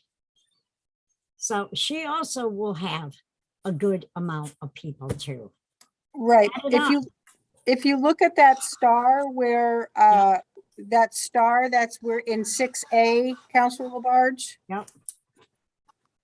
That's the area that I was referring to. Okay. The purple right. area off of Ryan Road. So Okay. Yeah. yeah, so a lot of that geography to the left of all those streets, Bruce Hill Avenue and that sort of thing, there aren't any houses or people there. So Right. I know all that area, but I thought you were talking about Sylvester Road. Because Okay. she is going to have a population there. Yes, she will. And the wetlands, yes. Well, that's all right because, you know, Councilor Maori, we've got the Goddard's winery over there. So we could have, you know, a combination of 7B and 6A and get-togethers there. They're wonderful. Gina Louise, you know that one. I sure do. Councilor Miari, you want to speak to the winery you're gaining? Yes, we can, maybe we can, you know, thumb wrestle over the winery, but no, I was just gonna say that's the sawmill conservation area that, so I guess I'm not understanding, why would you, so Ward 7 and Ward 6 are the only two wards that grew geographically, would grow in this map geographically? Why would you capture why would you capture area that doesn't have population? Don't you need the population to be part of the equation to fix the? So the standard is population, right? So the standard is plus or minus 5% of whatever the average population is for the city. Yeah. Right. So some of those boundaries include blocks that the census drew that have no population whatsoever. Oh, got it. Yeah. So when we looked at, for example, I mean, a majority of your residents in that Sylvester Hill area are, you know, more to the top part of that map, as opposed to down by Sylvester Road. But in order to get your population average bumped up to where it needed to be, we needed to include all the surrounding geography because it needed to be continuous and contiguous areas. So we couldn't have you having, you know, part of your ward here and part of it there. And yeah, so. Got it, of course. Thank you for explaining that. And I just wanted to say, when I looked at this, it is a big difference, but it does make sense to me. I love my Ryan Road constituents, but they do talk about having to drive so far to go vote, and so I think you've done a great job, and it makes sense to me the way I can understand how, you know, your kind of your thought process about maintaining neighborhoods and such. So I appreciate that. Especially those residents on Ryan Road or off of Ryan Road, I should say, that have to drive by 3 polling locations in order to get to their polling location in Ward 7. You know, it's hard to explain that continuous and contiguous footprint is what's driving that, and not, you know, the roads per se. And the route that you need to take in order to get your polling location. Because certainly if we could have a polling location at the winery, I mean. Okay. We'll work on Back to the winery. Wow. No, I could pursue that. Councilor Nash. Thank you, Council President.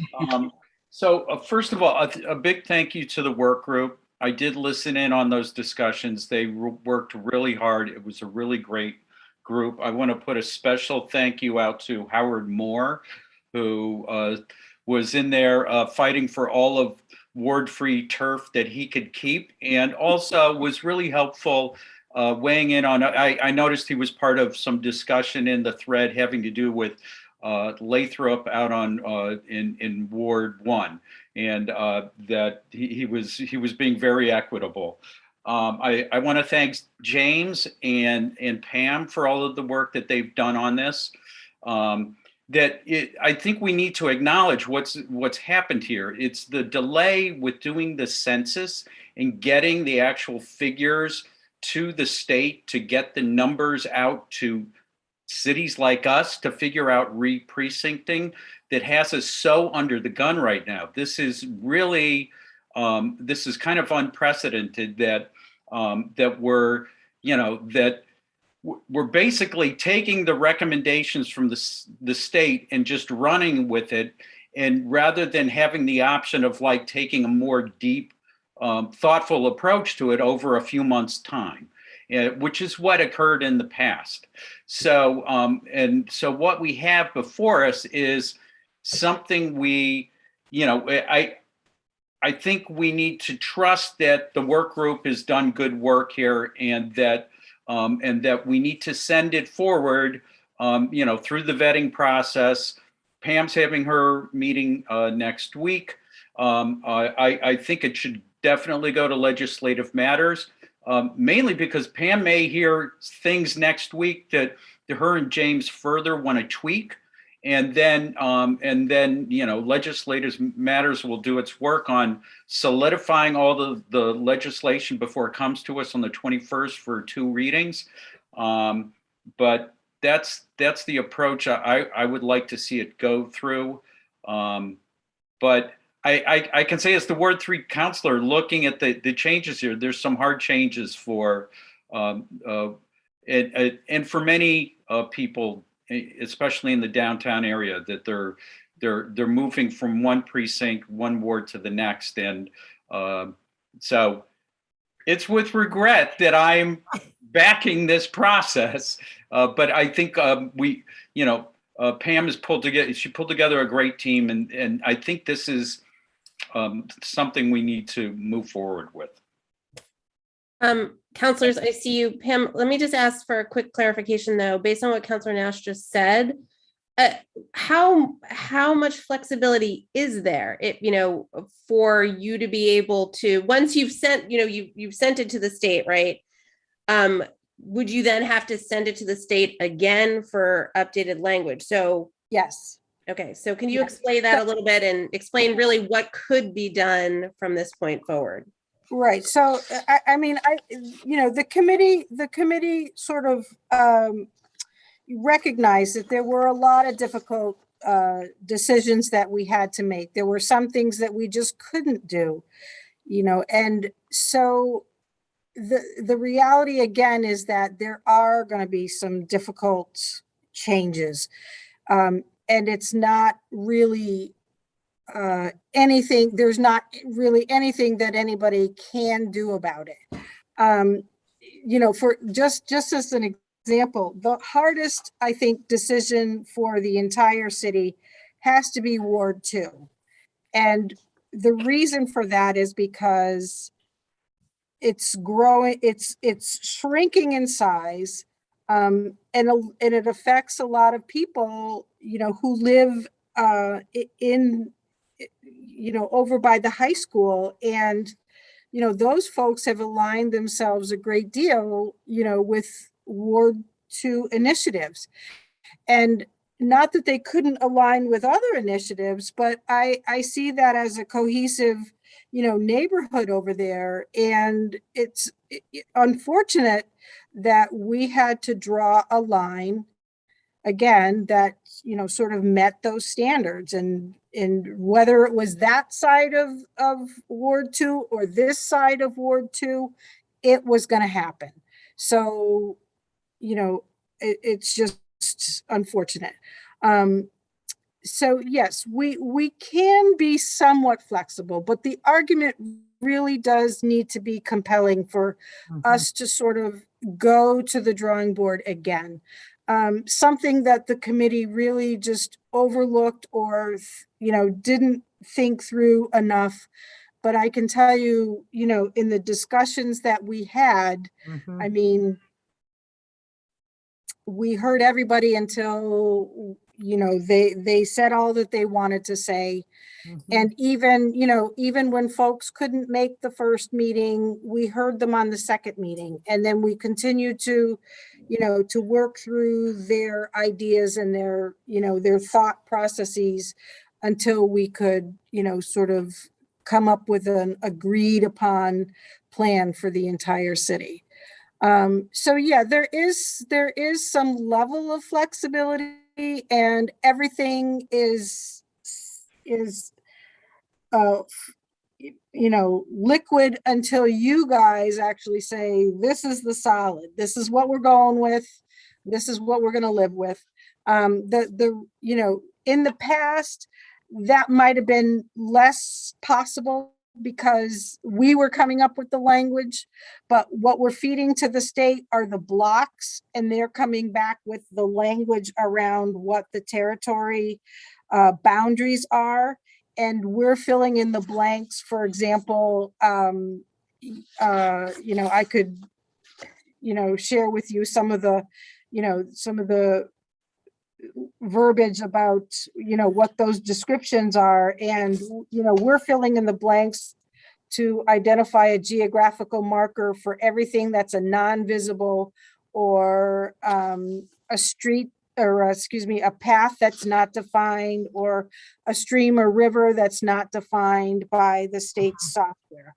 And, you know, for the 7 precincts that James and I went through over the past couple of days, it took us about 8 hours to go through those 8 man hours between, you know, the two of us sort of sitting there working on this until, you know, literally we said we got to stop. So, you know, so I'm willing to continue to do that, but every time we come back with a, you know, with, it's like one of those, you know, pop-it things where you bang, you know, you bang the gavel on one head to get it down and another one pops up in another area. It's a balancing act. So if we make a change somewhere here, it changes some, you know, something else over here.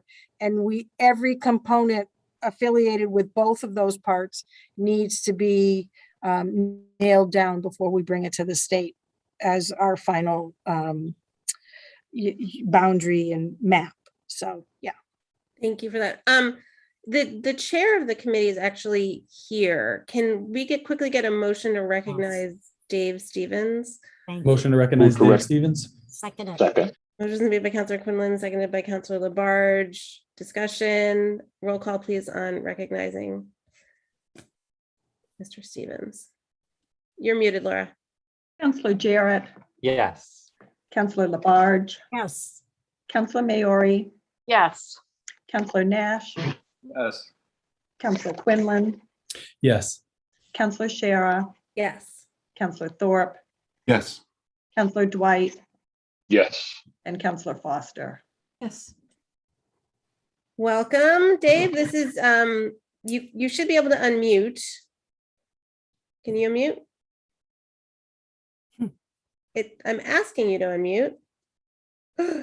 Wait, what happened? Can you all hear me? Yeah. Okay. Hold on, my view just changed. Hold on one sec. Why can't you? Uh-oh. How's that? Yes. Yes. Hi, welcome. This is this your third time? Third time playing in this re-precincting area. This is the third time with James, who is phenomenal, by the way. You guys should all recognize that James is the GIS guy who just makes this job very, very simple. And the first time working with Pam on this directly, and Pam did a phenomenal job of just keeping all the ducks in a row, as did the other 6 members of this committee. They worked very hard. So. Thank you. Did you have anything else you wanted to sort of add to where we are in this process, or? Yeah, I hate the fact that it's rushed, but we don't have control of that, as Jim pointed out, because of the way the things fell, the timeline fell. we have to have this done. If we don't have it done by the end of the month, that map that James showed early on that really messes with the original intent of the neighborhoods and trying to do as little damage or problem, create as few problems as possible, try to keep people within the existing wards, keep them with their existing city councilors and school committee people. The state map will take over, and that really did mess with precincts. So we have a deadline, and we just have to make sure that we do whatever is necessary. Pam and James are really on top of this, so I'm actually breathing a sigh of relief that I don't have to do too much other than look pretty. But the committee has done the work. We've made the recommendations, and I'm firmly convinced that this is the best we can do, given the 3 weeks we had as a committee to go over the material. I'm looking forward to city input at the public hearing next week to see if there's any other tweaks that could be made. But the whack-a-mole analogy that Pam came up with is relevant, because you move one block, and remember you have to do it by blocks. You move one block in one precinct, you have to change another block in another precinct. So it really starts to skew the map very quickly. And that chart that James put up during the presentation, you have to be within 5%. So everybody has to average within 5% of what that average is. And it's important that we respect that, or that's another reason that they can reject our work and force us to take the state map. So that's all I wanted to get in there. Is I wish it was different. I wish we had more time. I wish we could consider every option, but at this point in time, the clock is ticking and we got to move fast. Thank you for that. Councilors, I know I saw some hands. Okay, Councilor Quinlan and Councilor Labarge. Well, thank you. Well, first, I would just echo Councilor Nash's thanks to our city clerk, our soon-to-be appointed city clerk, and James Thompson from Planning and Sustainability, and the 7 community members being part of this discussion. Thank you all very much. I just wanted to mention that I think there's a provision in the charter around elected officials by ward, that if they were to move, they would serve that, finish that term in that ward. And so I just wanted to mention that as part of this discussion, that it is highlighted in the charter, that there is a provision for this sort of thing. So it's not like the city hadn't thought of this possibility at some point, whether it was the person's choice to move, or maybe you'd be like me and you live in Ward 1 today, but next July you're going to live in Ward 7. Lathrop and I we're our neighbors over here. We're all moving to Ward 7 without having to pack our houses up. So that's pretty cool. I would also mention that I listened into a couple of meetings as well, and just thought that the whack-a-mole thing, the 3D chess, seismic shifts are felt across the board, right, when you move one thing. And I'm really grateful, because I recognize what the chair just said about this, that the state's map really had much more disruption than what these folks have come up with here at the end with their diligence. So I'm grateful for that effort. Again, lamenting the fact that this is a rushed process, but absolutely think that the decisions made here, while not all easy, are also essential. Thank you. Councilor Labarge. Thank you. I want to thank David Stevens, who was the chair. I think, David, this is what, your second time doing the third time? Oh my God. Okay. Anyways, it's a lot of work. And especially James, I don't know what we do without him. He's unbelievable, very helpful. And Pam, thank you for all this extra time. And David Stevens is absolutely correct. I mean, we have a time limit. We're being rushed. And I think with all this extra time and James spending it with the mapping and so forth, I'm just going to thank the whole group. It's a lot of work, and thank you. Thank you. Okay. So counselors, we have some decisions we have to make right now. They're not as hard as the decisions this excellent committees had to make, but we have to make them right now. So if there's no further discussion, do you all remember the options? We can waive referral, and it'll just come to the council on the 21st. We can refer to legislative matters, and then legislative matters will have a special meeting for that meeting because we've already met for this month. So that's our first decision point we have to make. Councilor Quinlan. Is it, well, then may I make a motion to refer this to legislative matters? You may. And I'm going to second Then that. I do. Motion's made by Councilor Quinlan, seconded by Councilor Labarge. Discussion. Since we have all members of legislative matters here, Laura, who had you not yet heard from? Councilor Thorpe was the only one I hadn't heard from. If you're available for October 18th, the special meeting. I'm good. Okay. Any further discussion on referring this to legislative matters for a special meeting on October 18th? Okay, Councilor Foster, then Councilor Jarrett. So there will be opportunity for public input next week. I guess my question regarding referral to legislative matters is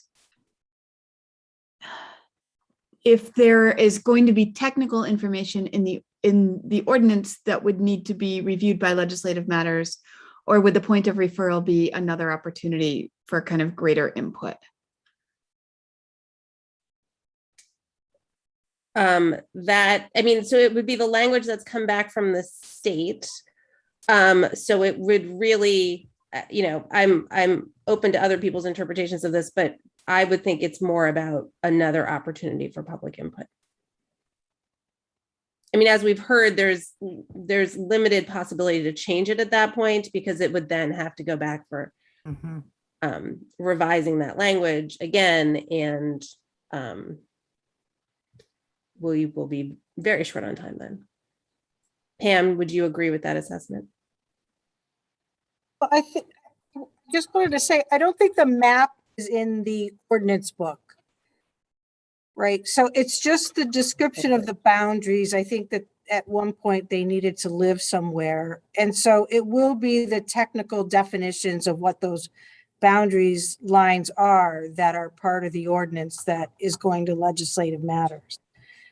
And it will be based on, the final map that the group puts together. So if it's your interpretation of if you want those to live hand in hand, but the map itself when I write it, it won't be part of the ordinance. You know what I'm saying? Like, that's just not in the ordinance book. So. Councilor Foster, did that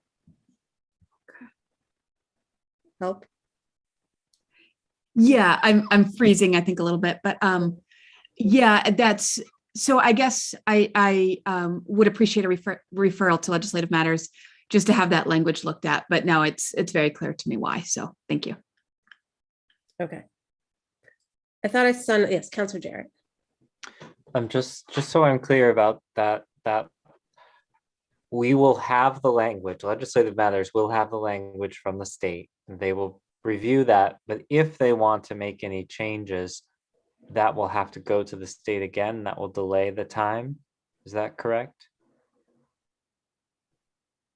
Pam? Can you hear me? Yeah. Okay. So we'll have that public discussion on the 14th. And then the goal is for us to, quickly turn that around to the state for them to, give us back the legal descriptions. And again, when those legal descriptions come back, they come back with a lot of holes in them. So it's going to be up to James and I to fill in those gaps, because they won't take, I would say there's probably, for each ward and precinct, there's probably 10 areas that need to be defined by a boundary marker that has yet to be determined. And so it's those kinds of things that you'll be looking at, you know, and depending, I think, on James and myself in terms of making sure that whatever we define is clear. But honestly, you know, if there's no reason why the boundary lines need to live in the ordinance book, except I think the ordinance book was a great placeholder for it. So by definition, by the council, you know, standards, you're required to have it go to legislative matters. So, you know, I mean, but at that particular point in time, you know, I mean, it's, if you printed out the precinct lines now, or the boundary descriptions, there's 14 pages of descriptions coming out of the ordinance book. So that's what you'll be looking at, sort of, you know, to try and you know, get that finalized on the 18th. Pam, with that in mind, so if the 14th to the 18th, is that realistically enough time for you and James to do that filling in that needs to be done? Because that's, you know, so that's the evening of the 14th. So that really just gives you. No. Right. So I mean, James and I have talked about it. We do think it's realistic because we've already started working on those wards and precincts where, you know, defining the boundaries for a majority of, you know, it's not like these things are going to shift now by any great degree. If we move only one boundary, then only one section of that language is going to need to be revised. You know, so yeah, we do think it's doable. It's a stretch, but you know, it is what it is. So yeah, we'll make it happen. Okay, Councilor Dwight. So for everyone's reference point, the descriptors that Pam is talking about, they look very much the way we draft parking ordinances, for instance. It doesn't say we're going to put a space in front of the synagogue. It says, it talks from 500 feet south of such and such point to so on. So it's to look at it, your brain will fry. As we know that the way the current precincts are divided now, they're down the middle of a street. They're down middle of streets, which is why Councillor Quinlan lives on Ward 1 and can throw a rock into Ward 3 pretty easily. And or people can consequently throw rocks at him. But we're not encouraging that. What I'm suggesting is, of course, that what we will be dealing with in we'll be referring to the map because the map is an accompanying piece that clarifies it for us. And just as when we're handed these parking ordinances, we get a map so that we actually know what the hell we're talking about. Because if we look at the words, we wouldn't know what it meant. And I think that's the tricky thing that Pam and James have to deal with if people are thinking about significant changes or proposing significant changes. So what we should understand is by the time it gets to legislative matters, this is mostly a done deal. It's an opportunity for the public to weigh in on the concerns, and if the concern reaches a certain threshold, then it should be addressed. But the fact is that we're not tinkering at this point. We are basically deciding whether this is good enough for us to move on and that we can be okay with it, which is always the case, as David will, as the chair will testify. This man who's not only done this 3 times, but also charter review a couple of times as well. I don't understand what prescription you have that allows you to do this, but I'm deeply admirable of your abilities and your devotion to this community. So, but that's what I think what's going to happen. So just so everyone knows, when we go before legislative matters, the conversation is not going to, I don't think it's not going to be broad strokes. It will be just tiny granular discussions if there are real conflicts that we can identify that maybe we might need to be changed. Councilor Jarrett. One more question. What time is that legislative matters meeting? Have we determined that? Yeah. I was discussing with Councilor Nash to how long, because Community Resources is meeting before that. I think we decided, I know we'd be safe starting at 7, possibly even 6:30. The time was a little up in the air. 6:30. Councilor Nash, is that realistic, that Community Resources? That's realistic. Great. Yeah, I just wanted to make sure there wasn't a conflict with community resources. So thank you. Councilor Maori. But we actually haven't decided that we were sending it to legislative matters. Well, it's on the floor, right now. Right. But we were. I guess I'm finding the conversation confusing because we're saying we, and I don't know if we're referring to we at legislative matters or we at the council. And I'm trying to kind of decide if having legislative matters is adds some burden and not much gain, or if it's, you know, a helpful part of the process. And I guess I'm not really clear on that. Especially if all the other counselors are going Right, I agree. Participate. And I do want to point out that you are definitely relying very heavily on James and myself for this language. And, you know, I mean, I can't, I don't want to bypass legislative matters, because I think the committee does excellent work, and this is an important part of, you know, getting this through city council, and we shouldn't bypass that. But I really, you know, can't emphasize enough that, you know, when you look at these wards, you know, and precincts, I can honestly tell you that unless you are willing to dedicate, you know, a full 8 hours to go through all of the descriptors in the code book, you're definitely going to be relying on what James and I ultimately pull together in terms of the language. So I don't know if that's helpful or not.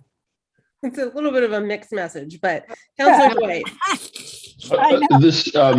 This is to the motion, and I take Councilor Maori's point. I mean, since the fact is, one, Pam has successfully identified the fact that this is not. I mean, we only do it by ordinance as pro forma for Northampton. It's not required, but keeping it in the book of ordinance seems an appropriate place. But that is why we're pushing it to legislative matters. But at the same time, Councilor Maori makes a good point that we would have to identify it as a full council meeting anyway in order to abide by open meeting laws, because it's likely all the councils will show up. I'm perfectly comfortable with keeping it back in the council without in bypassing legislative matters. It's just, you know, I agree with the motion, and I'd be perfectly fine with having this special meeting. Given the time constraints, given the lack of flexibility that's available to us, I don't know if we've actually improved matters or just make things more complicated if we do it in legislative matters. I would have no problem if we had this conversation in full council as a public meeting with access. I mean, it's not a hearing as such, so it would be a little trickier. Public comment, we would have to open up the public's opportunity to speak, I think, in the course of that. But so I'm not helping, I recognize, but I think at the same time it's worth, I mean, given our constraints, it may expedite matters if we do meet as the full council. Councilor Labarge. Yes, thank you, Councilor Dwight.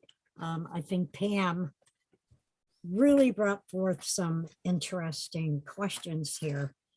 She's having the meeting on October 14th. What time is that meeting, Pam? I'm planning it for 7. At 7 o'clock.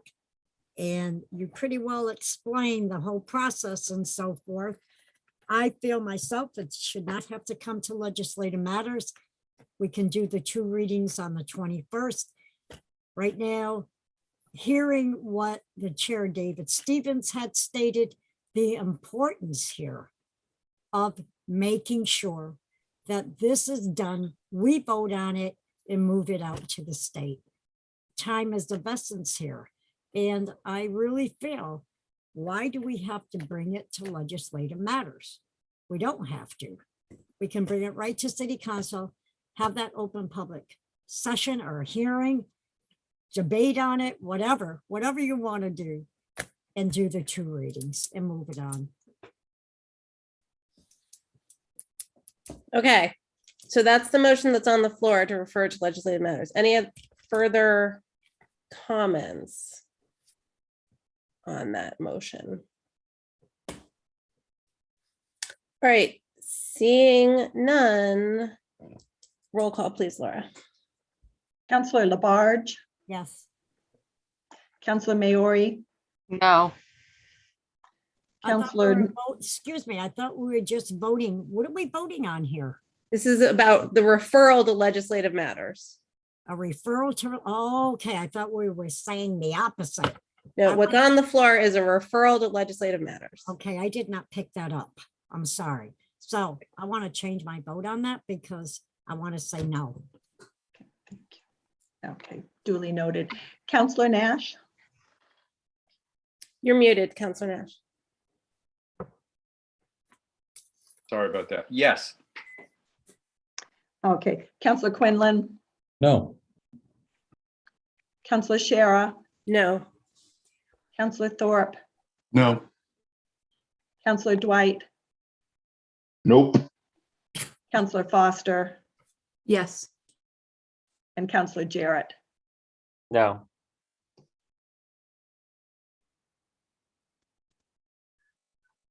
Uh-oh. Not going to legislative matters, am I correct? Right, it failed Okay. 7-2. Okay, so this is going to go directly to the council on the 21st.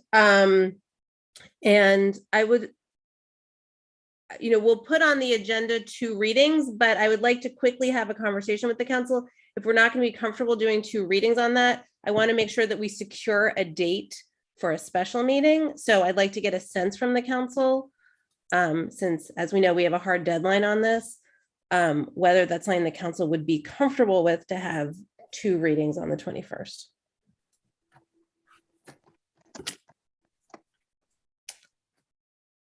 Councillor Foster, Councillor Jarrett, Councillor Dwight.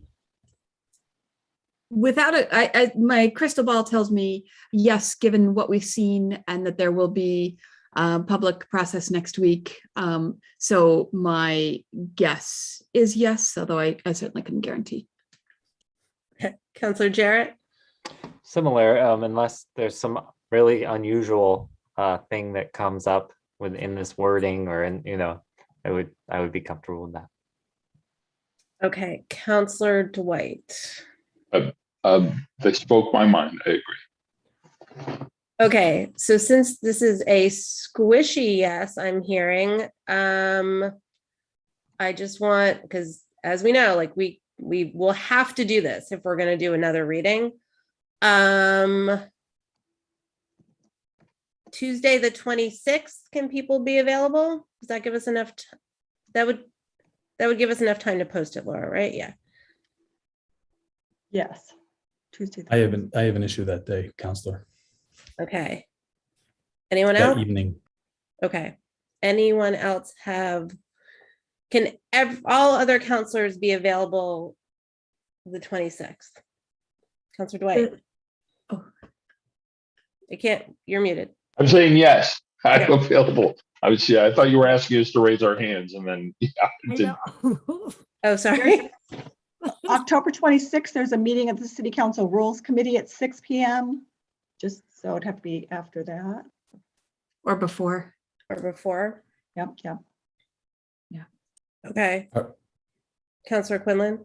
Pardon me, my commitment is from 5:30 to 6:30, so I could be available around that. Sorry. What day are we looking at? Council? Tuesday, the 26th. Okay. Okay. I'm sensing we could figure out a quorum for the 26th. Yes. Okay. That's going to be, so hold that date, everybody. Okay. And if we need, that's what we're going to use. Okay. What's the time on that again, please? We haven't really determined it. Either 5, is that right? Before rules or after rules? Yeah. Okay. Okay. Thank you. You're welcome. All right, everybody. Thank you. Thank you for that discussion. Thank you so much, Pam, James, Dave Stevens, everyone on that committee. You've done amazing, hard, long work. And I'm sure you'll be glad when this month wraps up and you just get to send it off. All right. Thank you so much for joining us. Okay, we're on to the consent agenda. I am going to read the items and then ask for removals. Laura, you sent the minutes, right? Yes, I did. Yes. And they're uploaded now to the agenda. Oh, I must have the one before that. Does everyone feel comfortable? Yep. Okay, so we have the minutes of the 22nd of September. Then there's 21.324, appointment of Pamela Powers as city clerk. This received a positive recommendation from City Services on the 4th of October. 21.327, appointment to the Council on Aging, a positive recommendation from City Services. This is Carolyn Sandel, 132 Chesterfield Road, terms October 2021 to June 2024. It's to fill a vacancy. 21.341, an appointment to the Arts Council. This is for referral to City Services. Me or my Belitsky, 20 LaSalle Avenue, term October 2021, June 2024. It's to fill a vacancy. And that is the consent agenda. I am going to ask, please, for the removal of the appointment of Pamela Powers as city clerk. Move approval of the consent agenda minus Pamela Powers. Second that. Okay, motion made and seconded on the consent agenda. Roll call, please, Laura, on the consent agenda, minus that removal. Councillor Maori, Yes. Councillor Nash, Yes. Councillor Quinlan, Yes. Councillor Shara, Yes. Councillor Thorpe, Yes. Councillor Dwight, Yes. Councillor Foster, Yes. Councillor Jarrett, Yes. and Councillor Labarge. Yes. Okay, consent agenda passes. Someone move the remaining item. I would like to move the appointment of Pamela Powers, please. Second. Second. Motion made by Councillor Dwight, seconded by Councillor Foster. I'm just, as I previously disclosed, Pamela Powers has contributed to my campaign. That doesn't exclude me from voting on this appointment, but as this is a paid city appointment, I'm going to choose to abstain from this vote. Any other discussion? Seeing none, roll call, please, Laura. Councillor Nash, Yes. Councillor Quinlan, Yes. Councillor Shara has abstained or recused, Councillor Thorpe, Yes. Councillor Dwight, Yes. Councillor Foster, Yes. Councillor Jarrett, Yes. Councillor Labarge, Yes. and Councillor Maori. Yes. Okay. Congratulations on that appointment. Moving on, we are going to recess for finance. Laura, will you please call the roll? Councillor Labarge, Yes. Councillor Quinlan, Here. Councillor Shara, Here. and Councillor Thorpe. Here. First item is the approval of the minutes from September 22nd. Move to approve the minutes. Motion made by Councillor Quinlan. Was there a second? Yes, I said first. Okay, so sorry. Motion made by Councillor Labarge, seconded by Councillor Quinlan. Any discussion on those minutes? Seeing none, roll call, please, Laura. Councillor Labarge, Yes. Councillor Quinlan, Yes. Councillor Shara, Yes. and Councillor Thorpe. Yes. Okay, we are at 21.329, in order authorizing gift acceptance and expenditure on Academy of Music restroom expansion and recommendation. Upon the recommendation of the mayor, order that the Northampton City Council accepts a donation of $39,150.31 from the Northampton Academy of Music, Inc., and in accordance with Massachusetts General Law, Chapter 44, Section 53A, approves using the gifted funds for the expansion and renovation of the Academy of Music restroom facilities project. Move a positive recommendation to the full city council. Second. Motion made by Councilor Quinlan, seconded by Councilor Thorpe. Hello, Mayor Narcoitz. Hi, this is a project that we've talked about at several previous meetings. This is the historic renovations to the restrooms in the academy. They run into some additional costs that the academy would like to cover itself. And so because it's a city contracted project, we have to first accept the money as a gift in order for it to be authorized to be spent toward the project. So this is essentially accepting a payment toward this project from the Academy of Music. Excellent. Thank you. Any discussion? Seeing none, roll call, please, Laura, on a positive recommendation. Councilor Labarge, Yes. Councilor Quinlan, Yes. Councilor Shara, Yes. and Councilor Thorpe. Yes.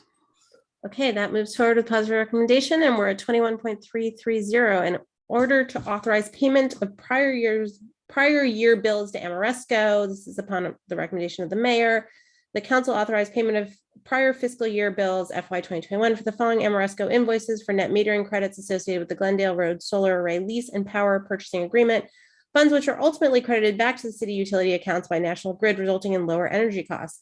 So November 4th, 2020, $8,072.70. December 2nd, 2020, $7,145.40. January 5th, 2021, $4,757.81. February 3rd, 2021, $4,967.26. Move to city council with full recommendation.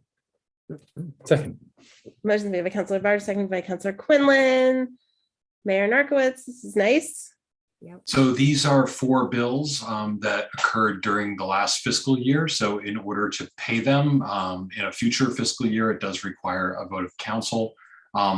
We're unclear why these 4 bills, all the bills prior and all the bills after, we're unclear whether invoices were not sent. And even as we trued up the books at the end of the fiscal year, Amoresco indicated that we were fully caught up, but these were discovered afterwards. So this is just paying bills that that were owed to Amoresco in fiscal year 2021. And so it's again required by Mass General Law that the council vote to approve those payments.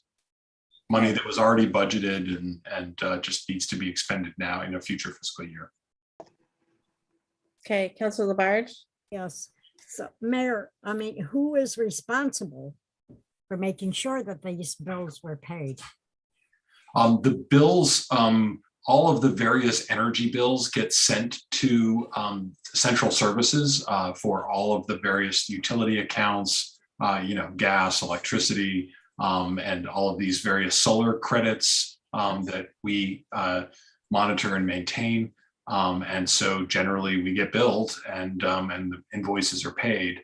It's unclear why we didn't get invoices for these 4 months. But again, we're wanting to go back and make sure that they're paid. So again, Amoresco, even as late as June, said we had no outstanding invoices, and then we discovered them upon closer review. So we want to make sure we're paid in full.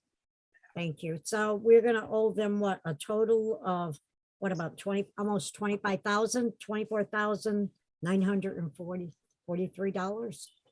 That's correct, yes. And it's a little confusing to people. We leased the landfill for the construction of a solar array. And in these types of lease arrangements, including people who lease their own system on their house or buy into community solar, the way that the energy savings happen is,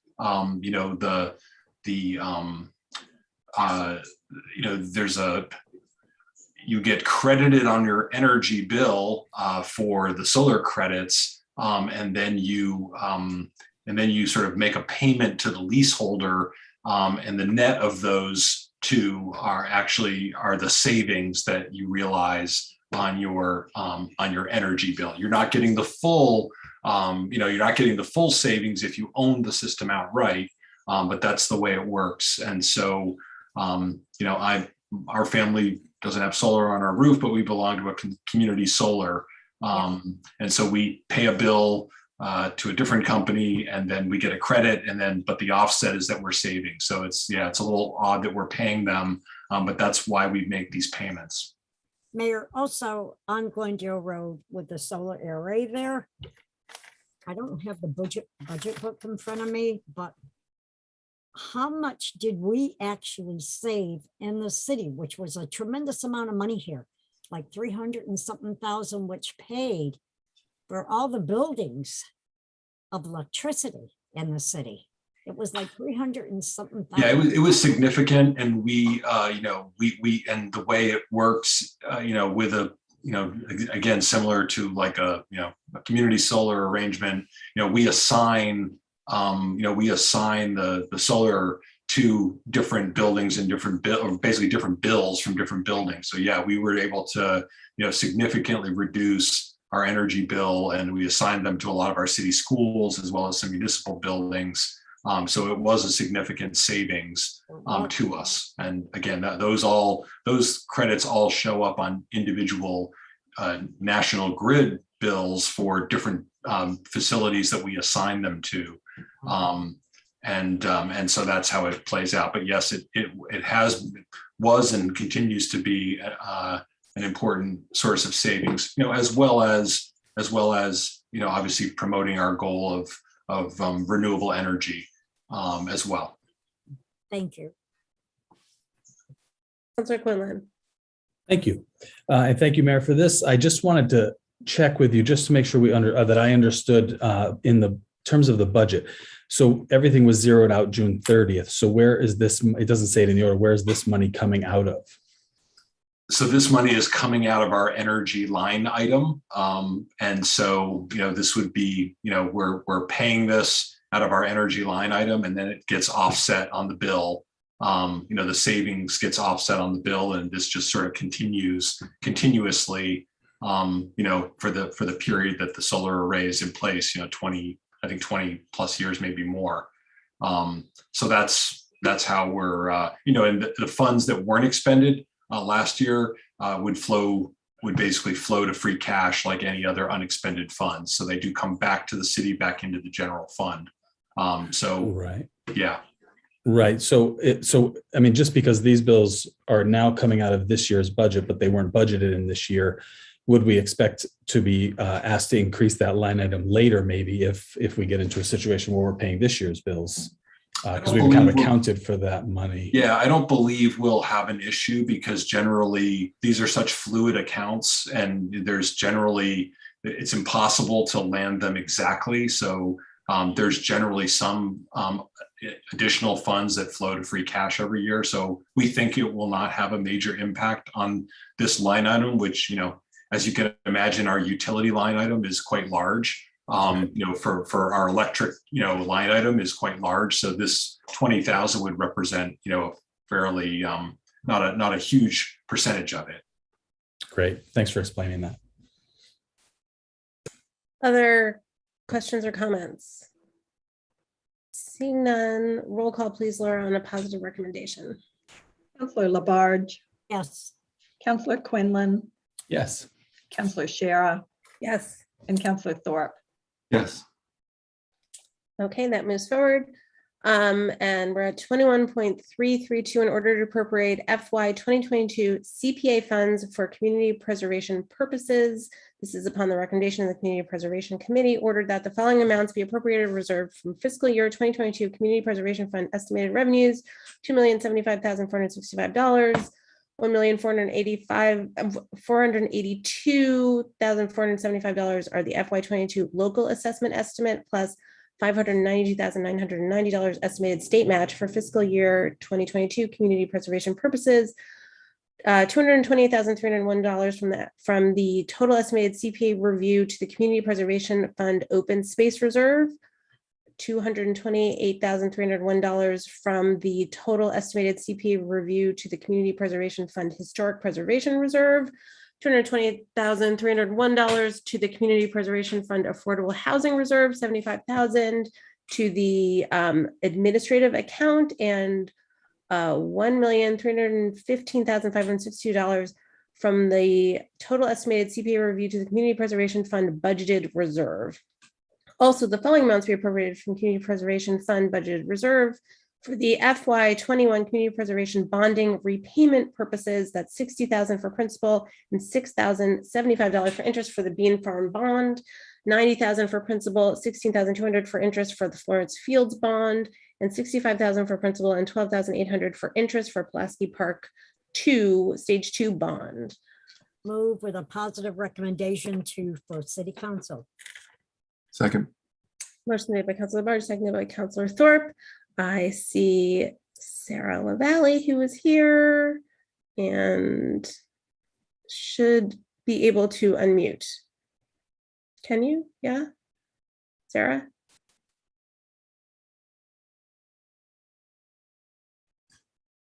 All right. My connection's not great, so Okay. apologize. But this is an annual activity that the City Council goes through. So this is basically putting all of the Community Preservation Act revenue, both the local surcharge of 3% and the state match, which has gone up considerably, into the appropriate accounts that it needs to go into. So I'm happy to answer any questions you might have about that. You just said the state match has gone up considerably? Yeah, due to the Act to Sustain Community Preservation, which changed the formula for creating the state match and instituted additional fees at the Registry of Deeds, we're able to see almost a 45% match estimated for this year. That's great. Questions, comments for Sarah? Counselors? Did we put this on the floor? Yes. We did, thank you. Yes. All right, if there are no comments, then roll call, please, Laura, on a positive recommendation. Councilor Labarge. Yes. Councilor Quinlan. Yes. Councilor Shara. Yes.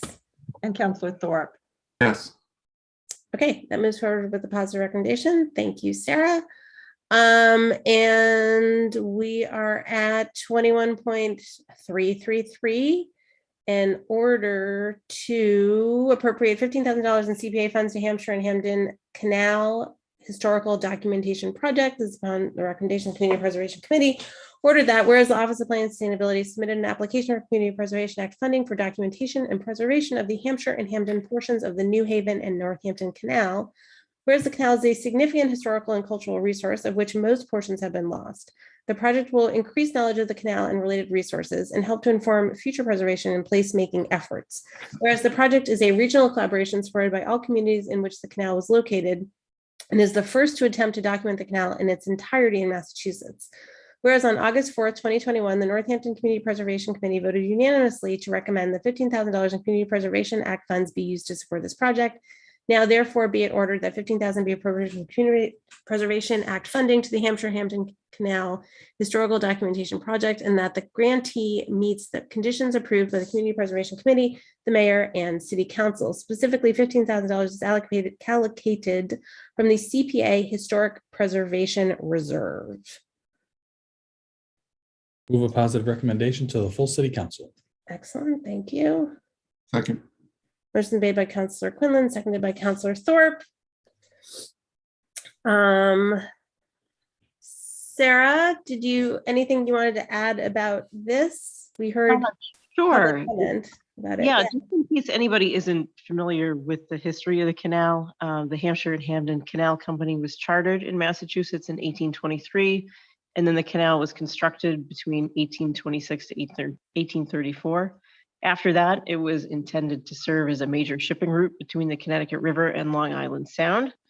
In 1836, it got reorganized as part of the New Haven and Northampton Canal Company, and it operated until its closure, which didn't take very long, in 1845, and then it was replaced by the railroad. The canal was built, operated, and was then abandoned before the advent of photography. And although it was derided as a commercial failure for a generation thereafter, it was very critical in the development of the region. It helped place the railroad and later 91, and was critical in forming the way the Connecticut River Valley looked. Interest in the canal and recording of its remains didn't begin until the 1890s, by which time much of the canal and its engineering features had rotted, eroded, or been reclaimed. And the northern terminus of the canal was located just east of the existing community boathouse site, so a little bit west of the River Run condos. And many residents are surprised to learn that portions of Northampton, including State Street, had formerly been canal-side waterfront property. And Isaac Damon, in whose house historic Northampton is currently located, was an early speculator in the canal and related properties. And the Office of Planning and Sustainability and the Historical Commission have been working with the Pioneer Valley Planning Commission and all of the other Massachusetts canal communities to document the Massachusetts portion of the canal. And this is the first region-wide effort to do that. In Connecticut, the canal is already listed on the National Register of Historic Places, and our hope is that this effort will allow a listing in Massachusetts also. Without this additional work being done to preserve these areas now, the memory and history, and as well as the physical remains of the canal, are all in danger of being lost. Thank you. I can tell you, when we've got a lot of stormwater, sometimes State Street still feels like a canal. It does. Comments, questions, Councilor Quinlan? I guess I would just ask, Sarah, thank you for the explanation. But also, you mentioned it's a regional effort. Are there other communities that are putting money into this effort as well? Yes, so this effort to document the canal is unique. Northampton has sort of pursued this on its own in years past, but we heard a clear message from the Mass Historic Commission that that wouldn't do. We needed to get everybody else on board. So all of the communities, Southwick, Westfield, Russell, Southampton, and East Hampton, are all contributing in equal amount. Oh, very cool. Thank you. Other comments? Councilor Nash? Yeah, thank you. I just think this is a really cool project. The way, you can see the way, if you go around, you can see aspects of the canal, in East Hampton, down to Southampton, and you can see how it used to connect up all of the various communities, and also it's like canal lanes. I remember going there. How did it get this name? Well, the canal goes right next to it, and it's amazing how you can be walking around in some of our nature areas, and then it's like, oh, look, here's the canal, and then, like on State Street, how it's completely obliterated. But anyway, I think it's a fascinating project, and I think this is really cool. Councilor Dwight? Sarah, as you mentioned, the evolution of the canals as it came down State Street, and then later became the guidelines for the railroad, and subsequently also Route 91. But it's also the establishment, basically, of the infrastructure of the rail trails as well, I would imagine. Yeah, absolutely. So there are canal trails that parallel much of the route and where it used to be. So if you travel south from downtown towards East Hampton, that route is basically where the canal used to be. And that's the same for a lot of the route down to Long Island Sound. I think, and I do know of the efforts that you referred to of trying, Northampton's singular efforts of trying to memorialize the canal system that we all knew here. I mean, the fact that I could have stepped out my door at one point and fallen into a canal or floated down to New Haven eventually, that's pretty astonishing. It was also the trolley system as well. The interurban, another short-lived boondoggle, I guess, but the trolley network that existed here as well. So it's appropriate to know these things and how they're formed how they inform what we experience today. And you're right, the character of Northampton was defined by the means, the avenues and roads that we use, and the canals and the railroads and the trolleys. All of that actually informs what our community looks like now. And I think to understand what that was would help us as we go forward.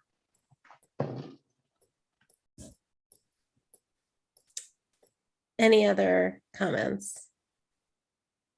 Okay, seeing none, roll call please, Laura, on the positive recommendation. Councillor Labarge, Yes. Councillor Quinlan, Yes. Councillor Shara, Yes. and Councillor Thorpe. Yes. Okay, that moves forward with positive recommendation, and we are at 21.334 in order to reprogram funds for NPS Early Childhood Program lease. Upon the recommendation of the mayor, order that $18,300 in the Northampton Public Schools electrical and AC units upgrades be reprogrammed to a designated line account in the central services budget to cover the Northampton Public Schools Early Childhood Program lease at 40 Main Street office for a 12-month period, November 1st, 2021 through October 30th, 2022, whereupon the Northampton Public Schools will fund any such lease moving forward directly from its budget. Move to approve to full city council with a positive recommendation. Second. Which is made by Councilor Labarge, seconded by Councilor Quinlan. Mayor Narcoitz?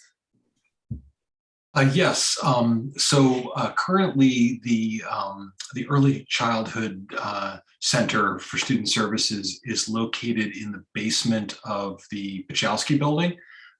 It's actually where our IT department used to be before it grew and expanded and moved over to James House. And so we sort of have two pressures happening here. The Early Education Services or Early Childhood Center has benefited from some significant grants that has allowed it to really expand its outreach efforts and expand sort of the district's efforts to not only work within the district's preschool programs, but to also do outreach to other preschool programs throughout the city. So they've had an increase in the number of staff as well as itinerant staff that go out around the city. So they're kind of bursting at the seams and have been thinking about where they can find new space. And then the other pressure that's happening is the health department, which is actually located in that same part of the Pachowski building, as you know from the FY 2022 budget, has also added staff as well. So we're trying to find space for the health department to expand into, and the Early Childhood Center has been looking to find other space to house all of its staff. So because we're sort of reaching a critical point here with the school year happening, and obviously the the health department bringing on the new staff that were hired as part of the 22 budget, this is sort of an interim, we hope an interim solution to get them into an office space. We have been unable to identify a sufficient space within the school, 6 school buildings or other municipal buildings. We've had a team that's been working on this and looking at all possible space. And so we've landed on this suite of offices at 40 Main Street in Florence, which is across from Cooper's Corner. It has parking, which is really essential for families to be able to get to. It's accessible. It's centrally located in the city. And so in working with the superintendent and central services, we sort of landed on the time it would take to, we've had discussions about maybe maybe we could look at like a trailer, not a trailer, but like a modular unit for an office space or something along those lines. But all the various options, including trying to retrofit separate spaces in separate buildings, would be time consuming, and we're really facing a space crunch. So the decision was made, we would find a space for them to locate in. They've looked at the space, the space is sort of move-in ready. Central Services will work with them to get them relocated. I know that Director O'Leary is extremely grateful that the additional space would then be freed up right next door to the health department for them to move into. So the city is going to cover the cost for the first year of the lease because this was not anticipated or built into the school budget. The understanding is the school budget will incorporate it into their next year's budget moving forward, if in fact they do end up staying longer than 1 year. So this is really just a bridge funding to get them the space that they need. That's what we're asking for approval. We're going to transfer some funds from a larger project and cover the cost of the lease for the 1 year. Okay. Any questions or comments on this?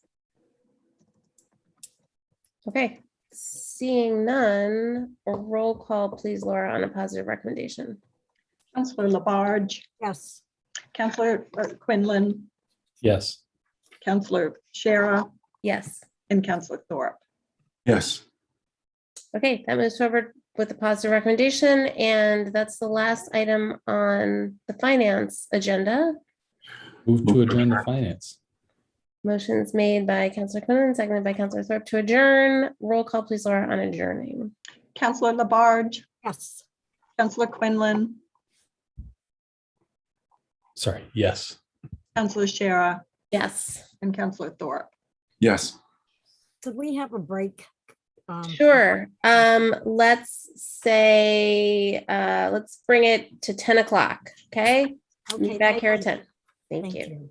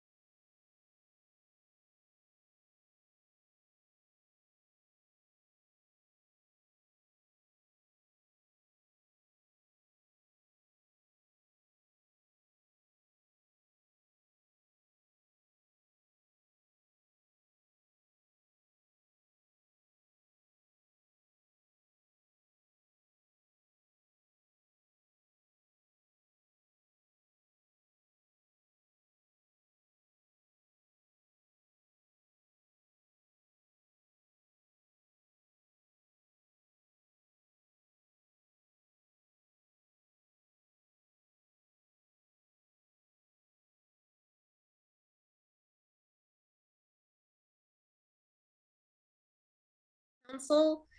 And let's take up these financial orders because Sarah is still here.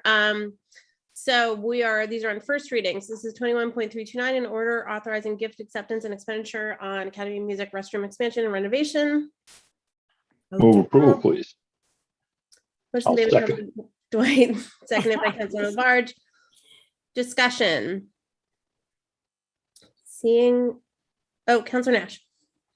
Yeah, I just want to say that that in terms of, most of these financial orders, they're like this. They're this attention to detail by, our city finance department. And I really appreciate it. And that, that very easily that money for in this particular case could have just been in an account and, just start spending it, That's not the way we do things. And I just thanks to the mayor and our finance department for the work they do around this and allow us to poke, ask our questions about it to figure it all out and make sure everything's up to snuff. And, every time we do, it is. So thank you.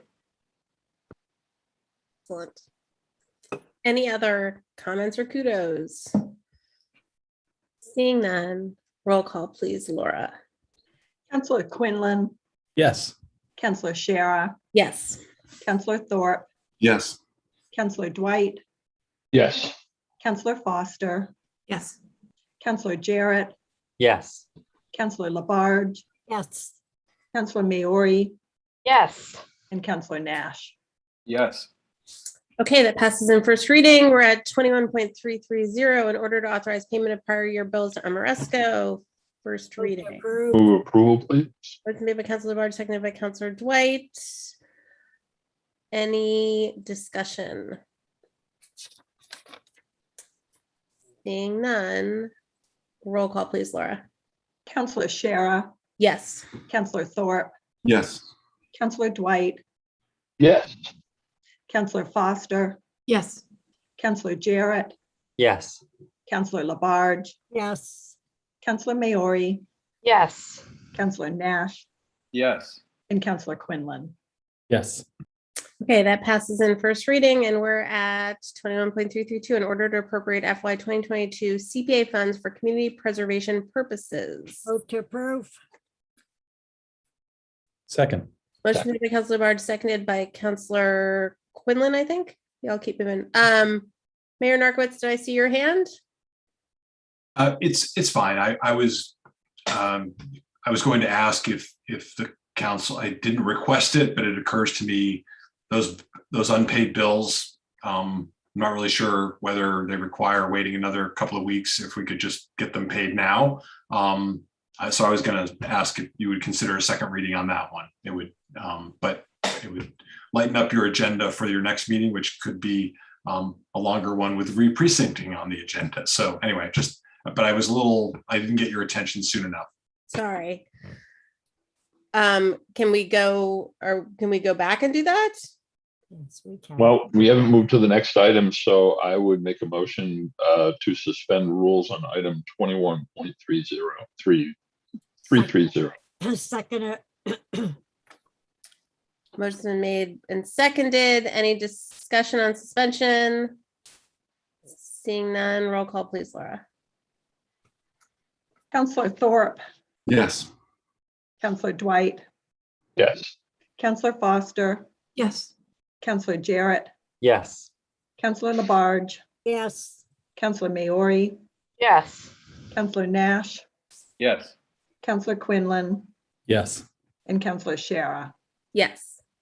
Move second reading, please. Second. Motion made by Councilor Dwight, seconded by Councilor Thorpe on second reading. Any discussion? Seeing none, roll call, please, Laura. Councilor Dwight, Yes. Councilor Foster, Yes. Councilor Jarrett, Yes. Councilor Labarge, Yes. Councilor Maori, Yes. Councilor Nash, Yes. Councilor Quinlan, Yes. Councilor Shara, Yes. and Councilor Thorpe. Yes.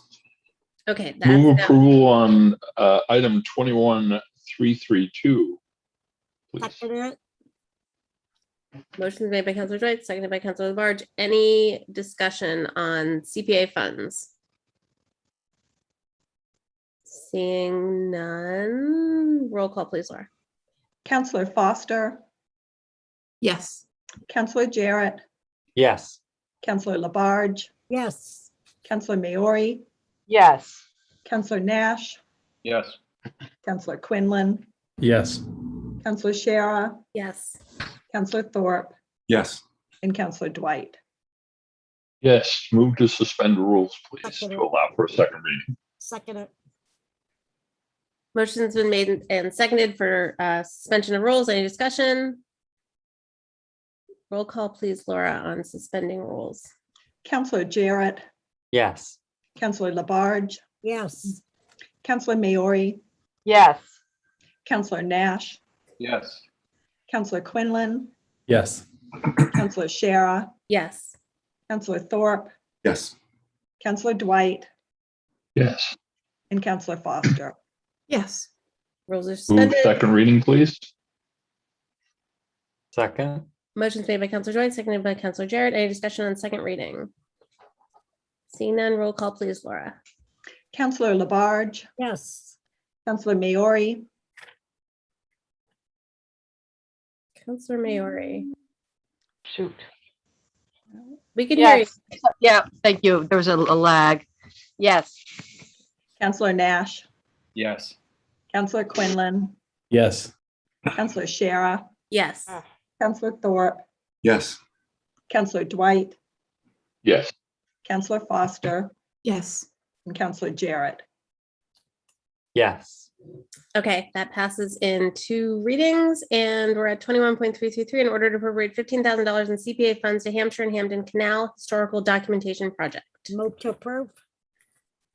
Second. Second. Motion's made by Counselor Labarge, seconded by Counselor Jarrett. Any discussion? Seeing none, roll call please, Laura. Counselor Maori, Yes. Counselor Nash, Yes. Counselor Quinlan, Yes. Counselor Shara, Yes. Counselor Thorpe, Yes. Counselor Dwight, Yes. Counselor Foster, Yes. Counselor Jarrett, Yes. and Counselor Labarge. Yes. Okay, that passes in first reading, 21.334 in order to reprogram funds for MPS Early Childhood Program lease. Move Move approval, approval. please. Those Second. made by Counselor Dwight, seconded by Counselor Jarrett. Discussion? Seeing none, roll call please, Laura, on first reading. Counselor Nash, Yes. Counselor Quinlan, Yes. Counselor Shara, Yes. Counselor Thorpe, Yes. Counselor Dwight, Yes. Counselor Foster, Yes. Counselor Jarrett, Yes. Counselor Labarge, Yes. and Counselor Maori. Yes. There's a request for two readings. Move to suspend the rule to allow for a second reading. Second. Second. Motion made by Counselor Quinlan, seconded by Counselor Jarrett. Any discussion on suspension? Roll call please, Laura. Suspending rules? Counselor Quinlan, Yes. Counselor Shara, Yes. Counselor Thorpe, Yes. Counselor Dwight, Yes. Counselor Foster, Yes. Counselor Jarrett, Yes. Counselor Labarge, Yes. Counselor Maori, Yes. and Counselor Nash. Yes. Move approval for second reading, please. Second.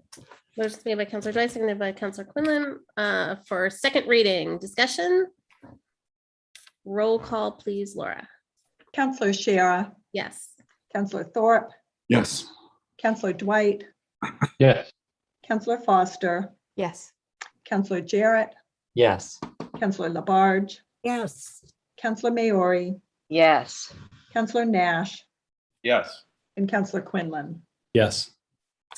Okay, that passes in two readings. We're on financial orders on second reading, 21.320 in order to suspend parking fees on certain days. Move approval, please. Second. Motion made by Counselor Dwight, seconded by Counselor Quinlan. Discussion on second reading. Seeing none, roll call please, Laura. Counselor Thorpe, Yes. Counselor Dwight, Yes. Counselor Foster, Yes. Counselor Jarrett, Yes. Counselor Labarge, Yes. Counselor Maori, Yes. Counselor Nash, Yes. Counselor Quinlan, Yes. and Counselor Shara. Yes. That passes in second reading. 21.321, an order authorizing the lease of rooftop space on Bridge Street, Leeds, and Ryan Road Elementary Schools for solar PV arrays. Move approval. Second it. Motion made by Counselor Jarrett, second by Counselor Labarge. Discussion on second reading. Counselor Quinlan.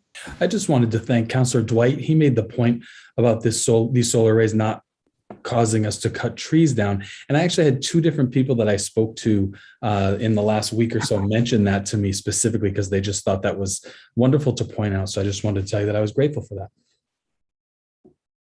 Thank you. Nice. Any other discussion? Okay, seeing none, roll call, please, Laura. Counselor Dwight, Yes. Counselor Foster, Yes. Counselor Jarrett, Yes. Counselor Labarge, Yes. Counselor Maori, Yes. Counselor Nash, Yes. Counselor Quinlan, Yes. Counselor Shara, Yes. and Counselor Thorpe. Yes. Okay, that passes in second reading, and we're at 21.323. In order to acquire, surplus, and dispose of a certain property located at 33 King Street. This is second reading, but there is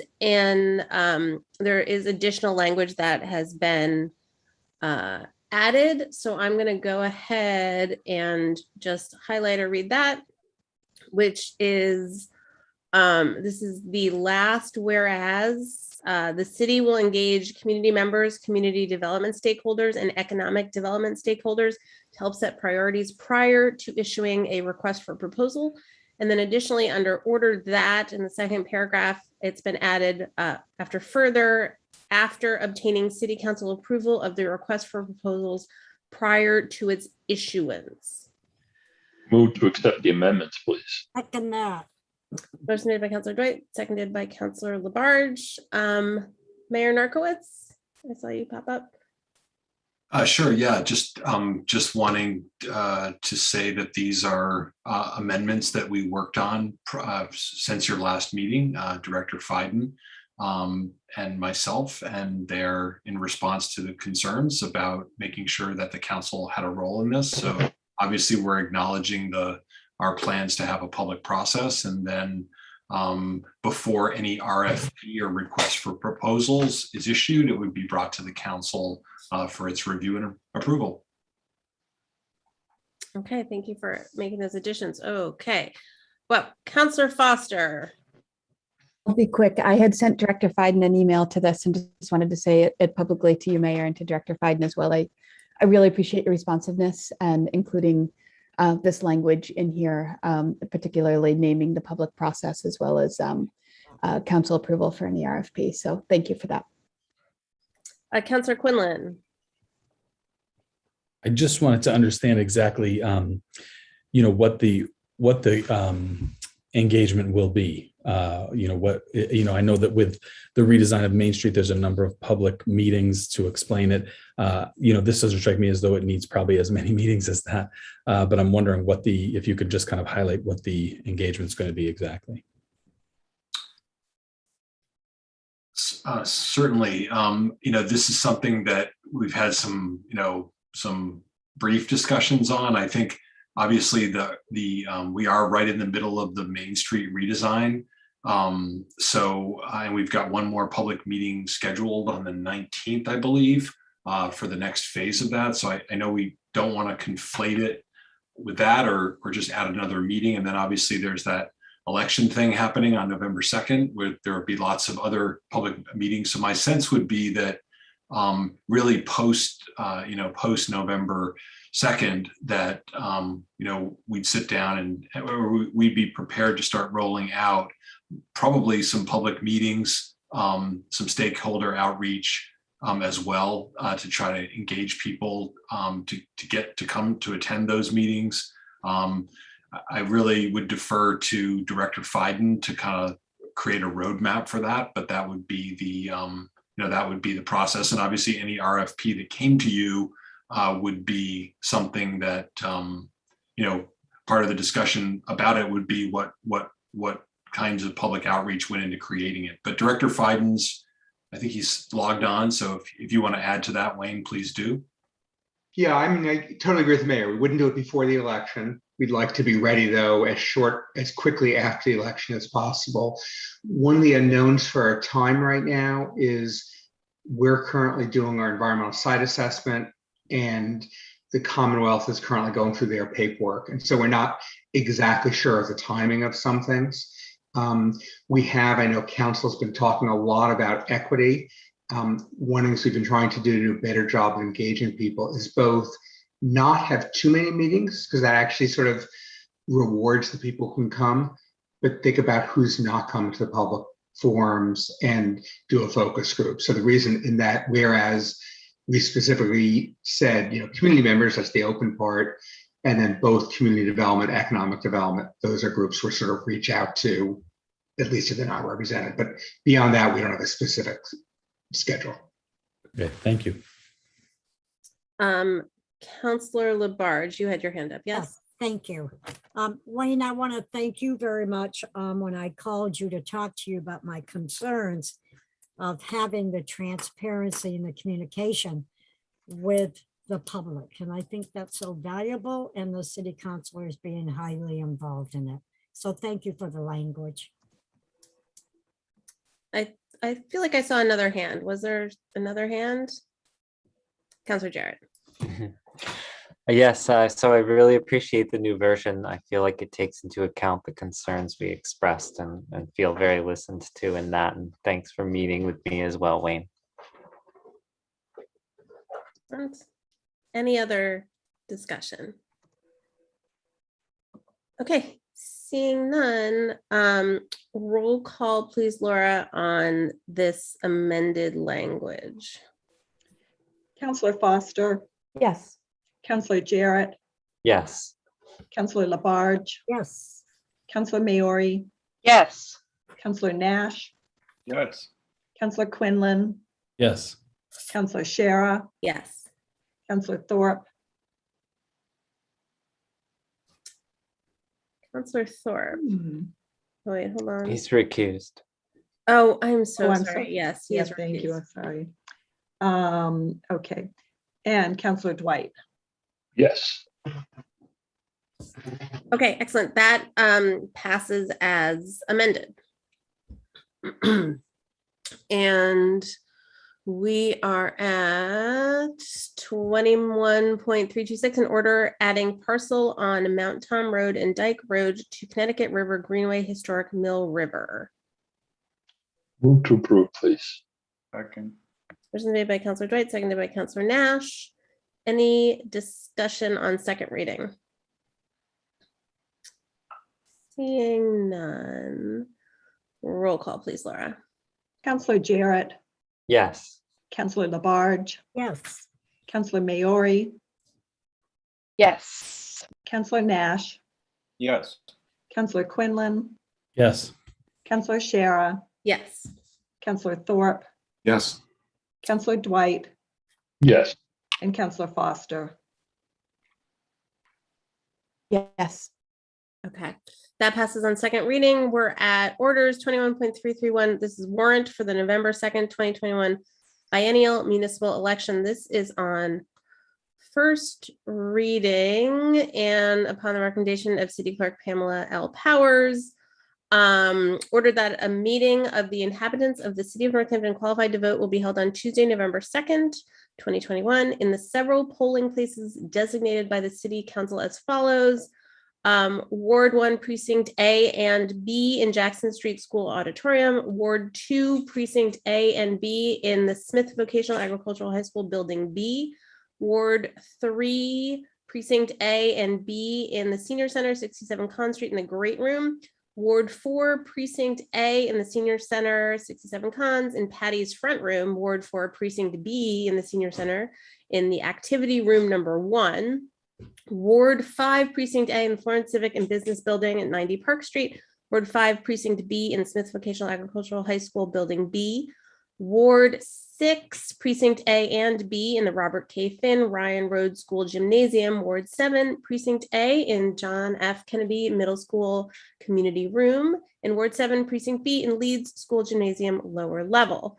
The polls will be opened at 7 o'clock in the forenoon and closed at 8 o'clock in the evening of the said day, and all such voters will, within the said hours in the wards in which they are individually entitled to vote, given their votes for mayor for 4 ensuing municipal years, for 2 councilors at large for 2 ensuing municipal years, for 1 councilor from each of the 7 wards of the city for 2 ensuing municipal years, for 2 members of the school committee at large for 2 ensuing municipal years, for 1 school committee member from each of the 7 wards of the city for 2 ensuing municipal years from the first Monday of January 2022, for 3 trustees of Smith Vocational Agricultural High School to serve for 2 years from the first Monday of January 2022, and for 1 elector under the Oliver Smith will for 2 years from the first Wednesday of May 2022, and for 2 trustees under the will of Charles E. Forbes for 4 years from the first Monday of January 2022.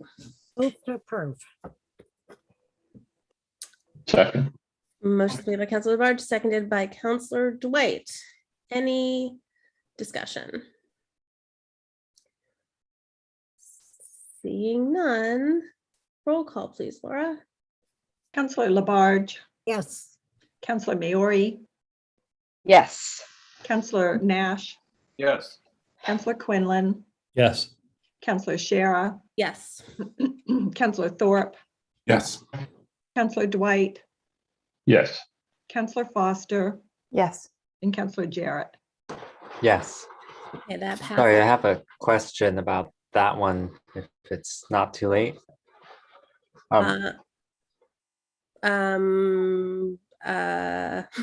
Sure, ask it. Do we have, okay, I noticed they didn't have the vote for the municipal light plant. And that's not required to be here.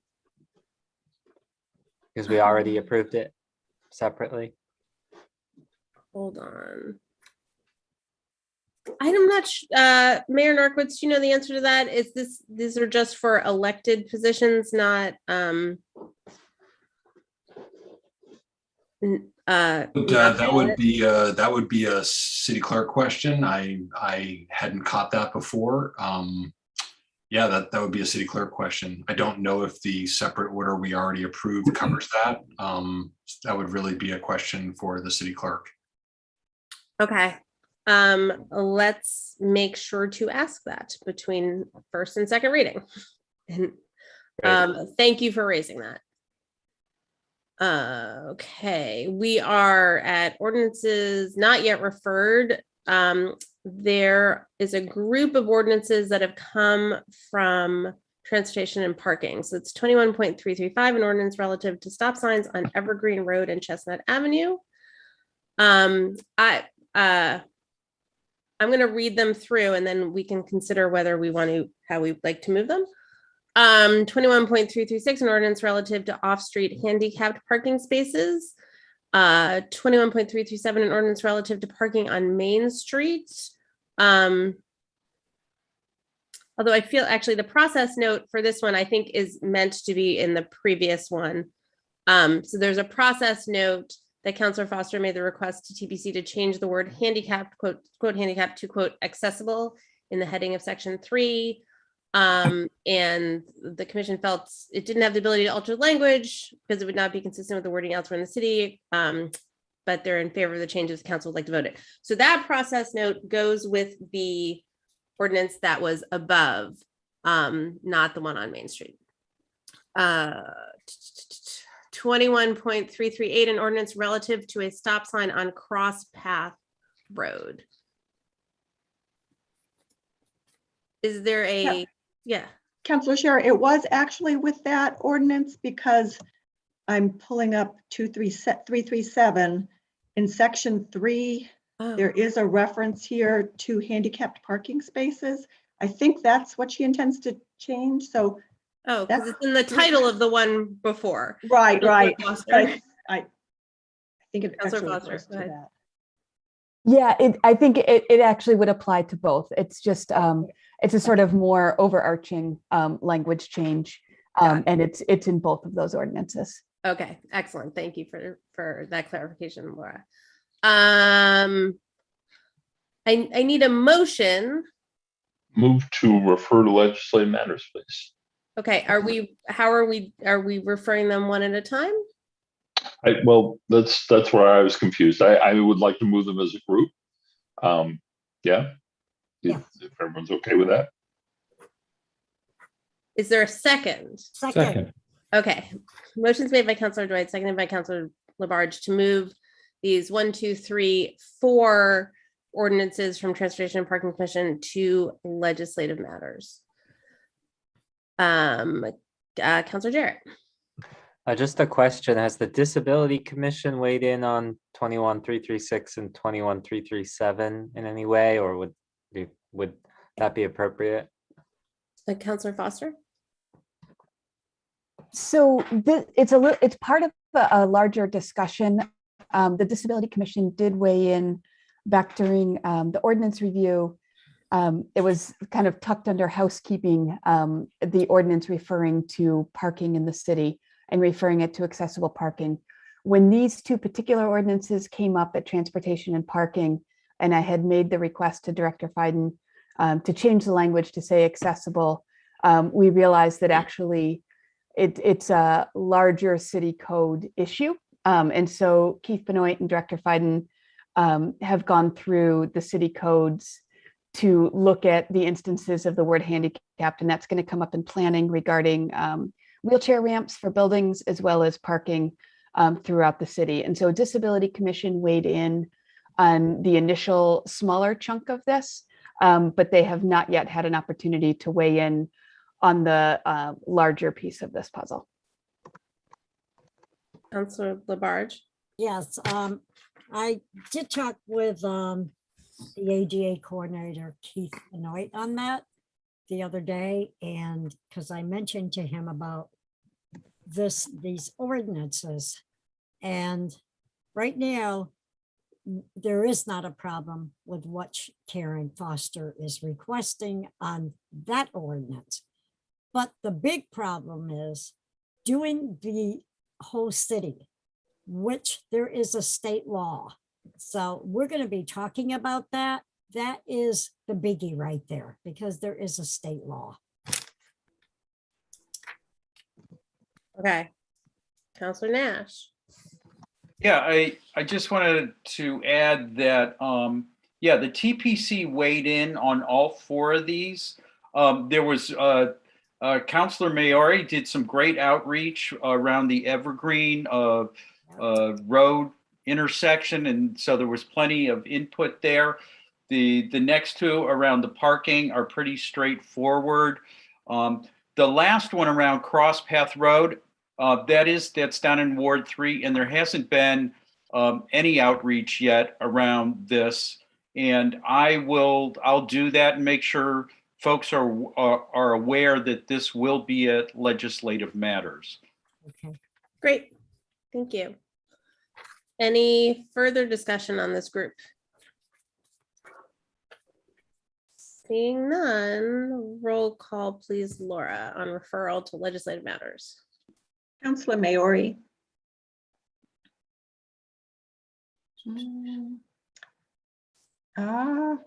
Councilor Maori, are you? Yes. Councilor My Nash. cat has a mouse in its mouth, sorry. Yes.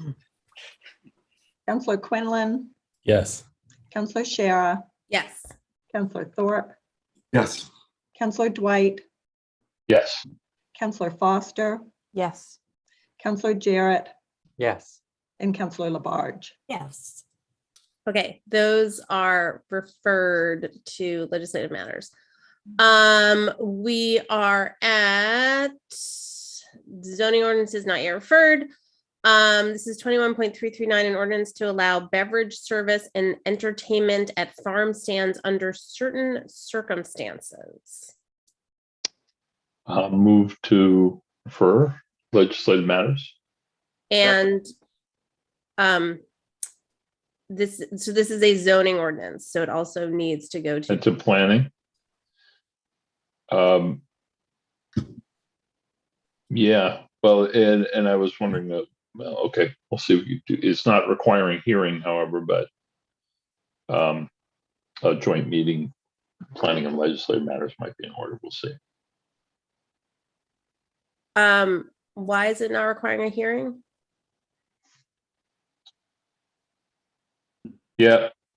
It's just subject to review. Yes, and for that purpose to hold public hearings. So yeah, it'll be a joint public hearing for legislative matters and the planning board. Sorry. Okay, where was that second? Was there a second? I thought it was me. Okay, then Counselor Nash is the second. Discussion on that referral. Counselor Nash. Yeah, I had a discussion with Carolyn about this today to really get an idea of what sort of outreach might need to happen and whether community resources might be a place for it to go. There's really only one establishment that this matter has come up with, and that I think it's fine with just going to legislative matters and the public hearing. Excellent. That's what's on the floor. Any further discussion? Okay, seeing none, roll call, please, Laura. And I'm mindful of the fact that, oh, there's Counselor Mary. I don't see a mouse though. Okay. Roll call, Laura. Counselor Nash, Yes. Counselor Quinlan, Yes. Counselor Shara, Yes. Counselor Thorpe, Yes. Counselor Dwight, Yes. Counselor Foster, Yes. Counselor Jarrett, Yes. Counselor Labarge, Yes. and Counselor Maori. Yes. Okay, that is referred, and we are at 21.325, an ordinance relative to compensation for elected officials. This is on first reading. It had it was given a positive recommendation from Legislative Matters. Hold on, let me pull it up. So this is upon the recommendation of Mayor David J. Narkowitz. What is happening on this, Laura? I don't know if you have a possibility to pull it up.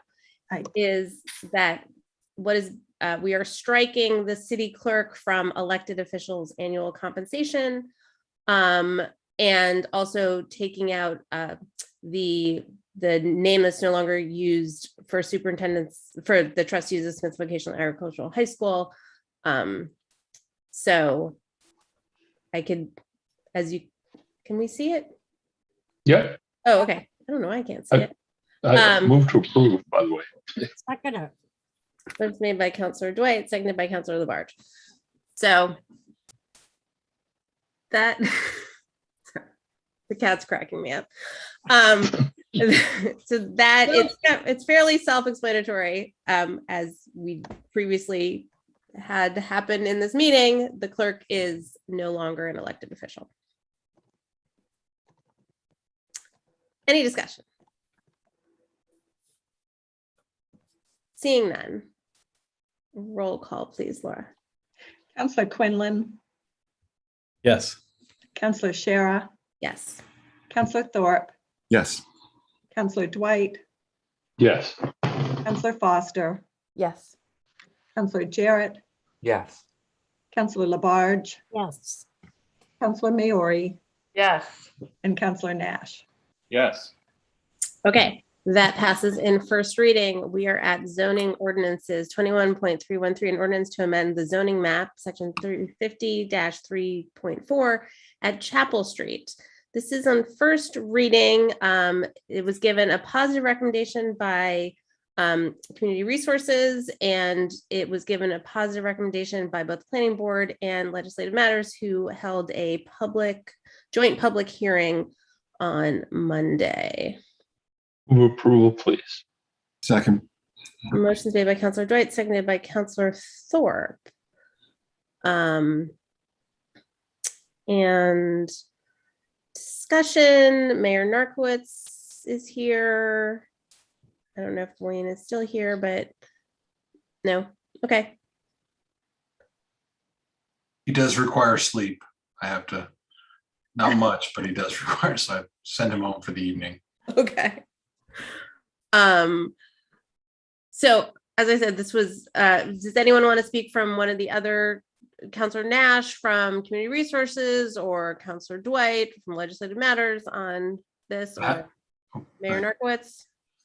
I mean, I'm happy to explain it. I mean, this is another smart growth district that we're creating, essentially, which we've done in several other locations up at Village Hill. which allows us, I mean, it basically it's designed to incentivize what Northampton already has been doing, which is, building denser housing. And obviously this is a parcel that we're now targeting for affordable housing. And so this will still require approval by the state, by DHCD, before a second reading, but this is an important first step to designate this parcel as a smart growth district. Do you say it needs approval before the second reading from the state? Yes, before second reading, we hope to hear from DHCD that they approve it. There's a whole piece that we have to provide them with all the information about the parcel, and they have to sign off on it. But we think that could happen between now and second reading. Okay. Did I see a hand? Councillor Nash and Councillor. So you asked for an update. So community resources, Carolyn came and spoke to us about this. Councillor Foster did some terrific outreach in the neighborhood. I would say there was about 20 people in attendance, and that a lot of people had questions, including councillors. Questions were answered, and my guess is that people after that meeting felt pretty comfortable, because I think Councillor Dwight will be reporting that very few people came to the hearing for legislative matters. So there you go. Thank you. Councillor Foster. I was going to give a similar update. Thank you, Councillor Nash. And I wanted to thank Councillor Nash for, thoughtfully providing that opportunity for outreach and discussion. And Carolyn Mish answered a lot of questions during that meeting, as well as many of my own follow-ups in between. So, the people living near there, I think, have had a good opportunity to engage with understanding what this change is, and just for the benefit of the rest of the council. This is the parcel that was originally, or not originally, but most recently up in council as it was being proposed for the potential site of an animal control facility. The neighborhood, and I mentioned this at the Legislative Matters meeting, one of the things that came out of a lot of the neighborhood discussions was really a hope to see more neighborhood feel there. Being so close to Village Hill, there's been a lot of improvements in walkability and a much more neighborhood feel at Village Hill. And there was really a desire to see that kind of crept out a little bit as well. And so affordable housing, was one of the proposals that came up from the mayor's conversation with the neighborhood. In this overlay district, will have some impact on density, but it's more about the state incentives and just a step toward making that happen. Thank you. Councillor Dwight. We did, in fact, convene with the entire planning board, meeting with Legislative Matters to conduct the mandated public hearing. And Councilor Foster was the only person who showed up to ably represent her ward and her constituents. However, my concern, of course, is this is a mandated hearing where we did not hear from the residents and their concerns. That was heard in the previous meeting. And I'm a little concerned that the constituents may feel that as these processes go, to have this is chronicled by state law and is actually embedded in the zoning, and the fact that there's no testimony reflected in the hearing is problematic on some level. So that's something for us to work out in the future. To the issue, in fact, it's important because everyone knows, or mostly everyone knows, that historically the purpose of building housing on Village Hill was inspired some 30 years back by a number of Northampton residents, including the future mayor, who actually went and occupied the old hospital grounds and demanded an opportunity for housing, to create housing. most communities, when they decommission their state hospitals, their elaborate Victorian state hospitals, what they did was converted them to golf courses. Because it's great open space, they turn it a municipal golf course. Northampton's priorities were unique and aspirational. Those aspirations weren't necessarily achieved to the extent, at least that I held, that with a greater opportunity for affordability, diversity in the neighborhoods, at the same time also being very green oriented. It comes close. It has not been completely ignored. But the fact that we have an opportunity here to offset the accessibility and affordability of the neighborhood even more, to enhance it, is an opportunity that I'm grateful for. And I'm glad as I shuffle off that this project is ongoing with that same commitment and devotion to those principles. So I'm glad to see this. I'm very excited at the opportunity to appeal to the state and hope that they see the wisdom in our request. Thank you. Mayor Narkowitz, Councilor Foster mentioned the state incentives, and I'm wondering if you could elaborate a little bit more, just for the people who weren't in either of those two meetings, about what sort of incentives a smart growth overlay will afford us, I guess. So basically, there's like as units are issued occupancy permits, there's like a per unit incentive that gets paid to the city. And I confess I can't quote you the exact incentive where it's set right now, but obviously it's cumulative. So it's so many $1,000s per unit. And so that gets paid to the city as an incentive that then we use for smart growth initiatives to advance additional affordable housing or making other types of improvements. So that's how it works. I can't quote you the number. We can certainly get that information for you. But basically,